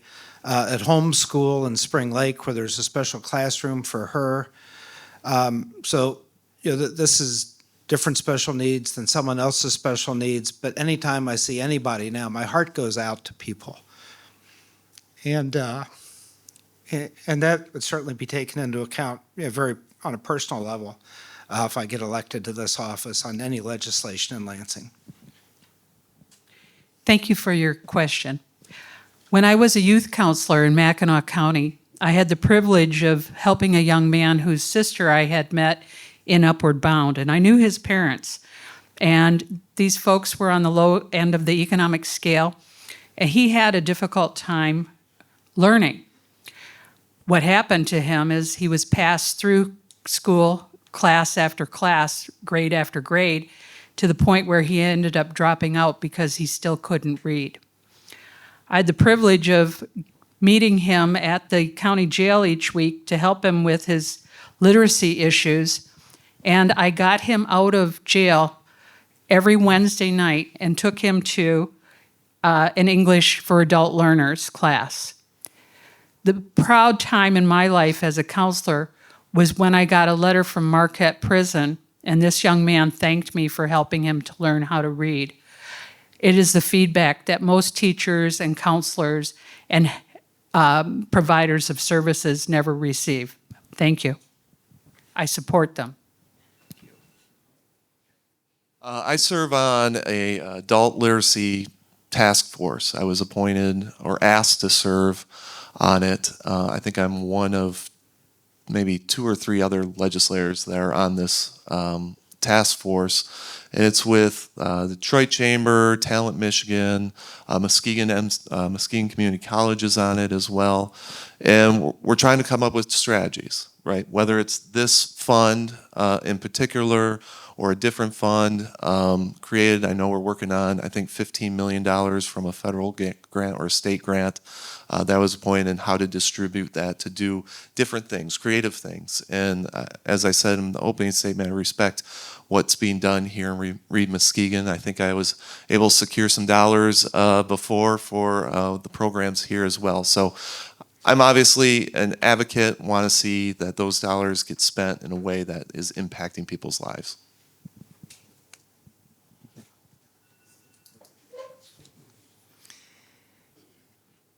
The theme that my campaign carries is One Future Together, because I believe it is so important that we see that we are all here and we are all going to be part of the future. And if we can make a future together, that will be a more satisfying, healthier place for us all to be. So I absolutely believe that every person deserves access to resources that will help them contribute as much as they're able to contribute and what it is that they want to contribute, that we treat each person with respect and dignity, and that we recognize that everyone belongs.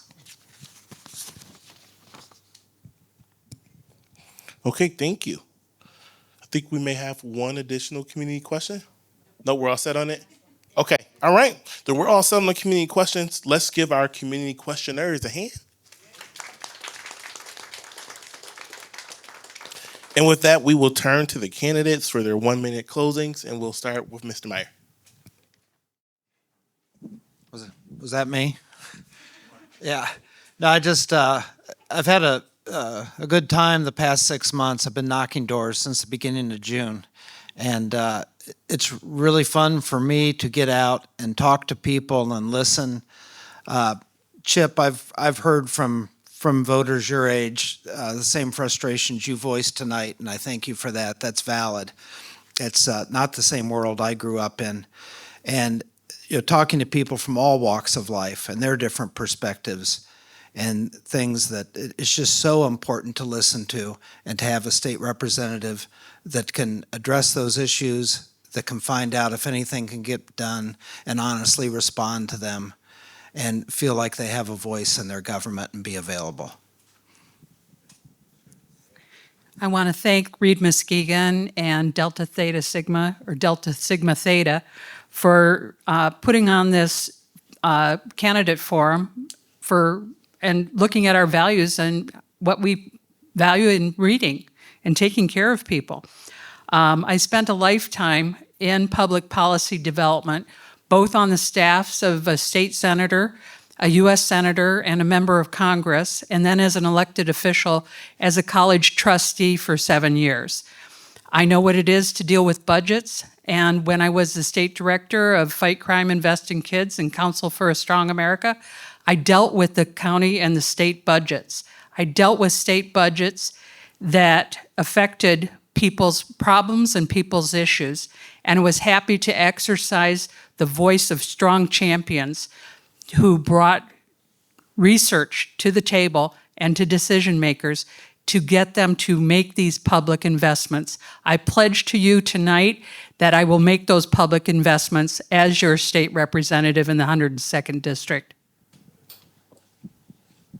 Thank you again for putting on this forum and talking about a very important issue. I have a strong record on accountability, transparency, and trying to get our students to where they need to be successful and have the careers here and so that they can live here. We want our kids to be able to grow up, get that education, and stay here in West Michigan. One of the issues we hadn't talked about much is mental health in schools.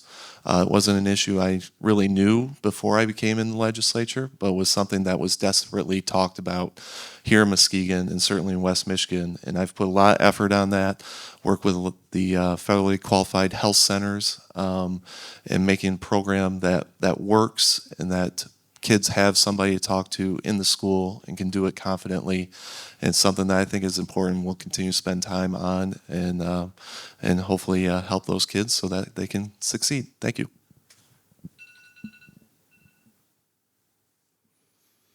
I too would like to thank the organizers and hosts for tonight. I think the intersection of education and literacy and civic engagement is really critical. And I applaud the time invested to make this happen. I think a closing message is supposed to be about me, but I'd rather make it about you.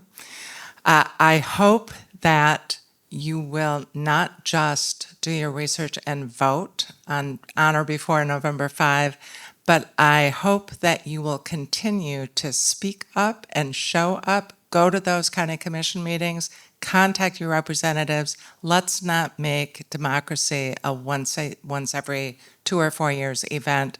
Let's make it the centerpiece of our life together.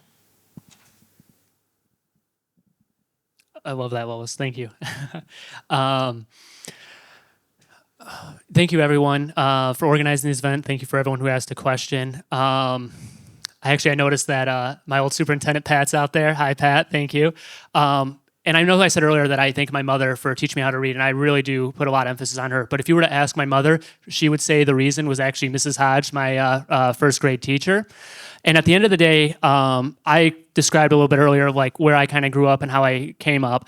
I work a very decent job today. I was able to graduate from the University of Michigan. And when I look back on my life and I compare my life to some of my peers, friends I'm still close with, we've ended up in radically different places because of little subtle adjustments that happen along the way. And when I think of those influences, at the end of the day, they were public and private groups. I want to enable everybody to just serve, just as Lois said, in whatever way and capacity you can, whether it be as a parent, a neighbor, and that is how we're ultimately going to solve the literacy crisis and any other crisis we have. Well, thank you. Can we thank our candidates again for being out tonight? And it's time I will invite Melissa Moore and Jocelyn Hines up, and they'll give us our closing remarks. I don't have a lot more to say except thank you guys all for making the time to be here. And I want to thank Joseph Acosta, who is in the back, for allowing us to use Hackley Library and keeping it open late for us, and for all of those who asked questions tonight, and for the Delta Sigma Theta Sorority Inc. members for joining us. Yeah, I want to echo Melissa's sentiments. Thank you all for being here, staying late with us. Thank you for all the candidates that showed up. These forums are very important. And just like some of the closing remarks are, we need to be active and keep our elected officials accountable, not just every 4 years, but throughout their 10 years. So thank you all. Please complete your survey if you have not. And there are sorors in the back that will be collecting them. Take more food and drive safe. Have a good night.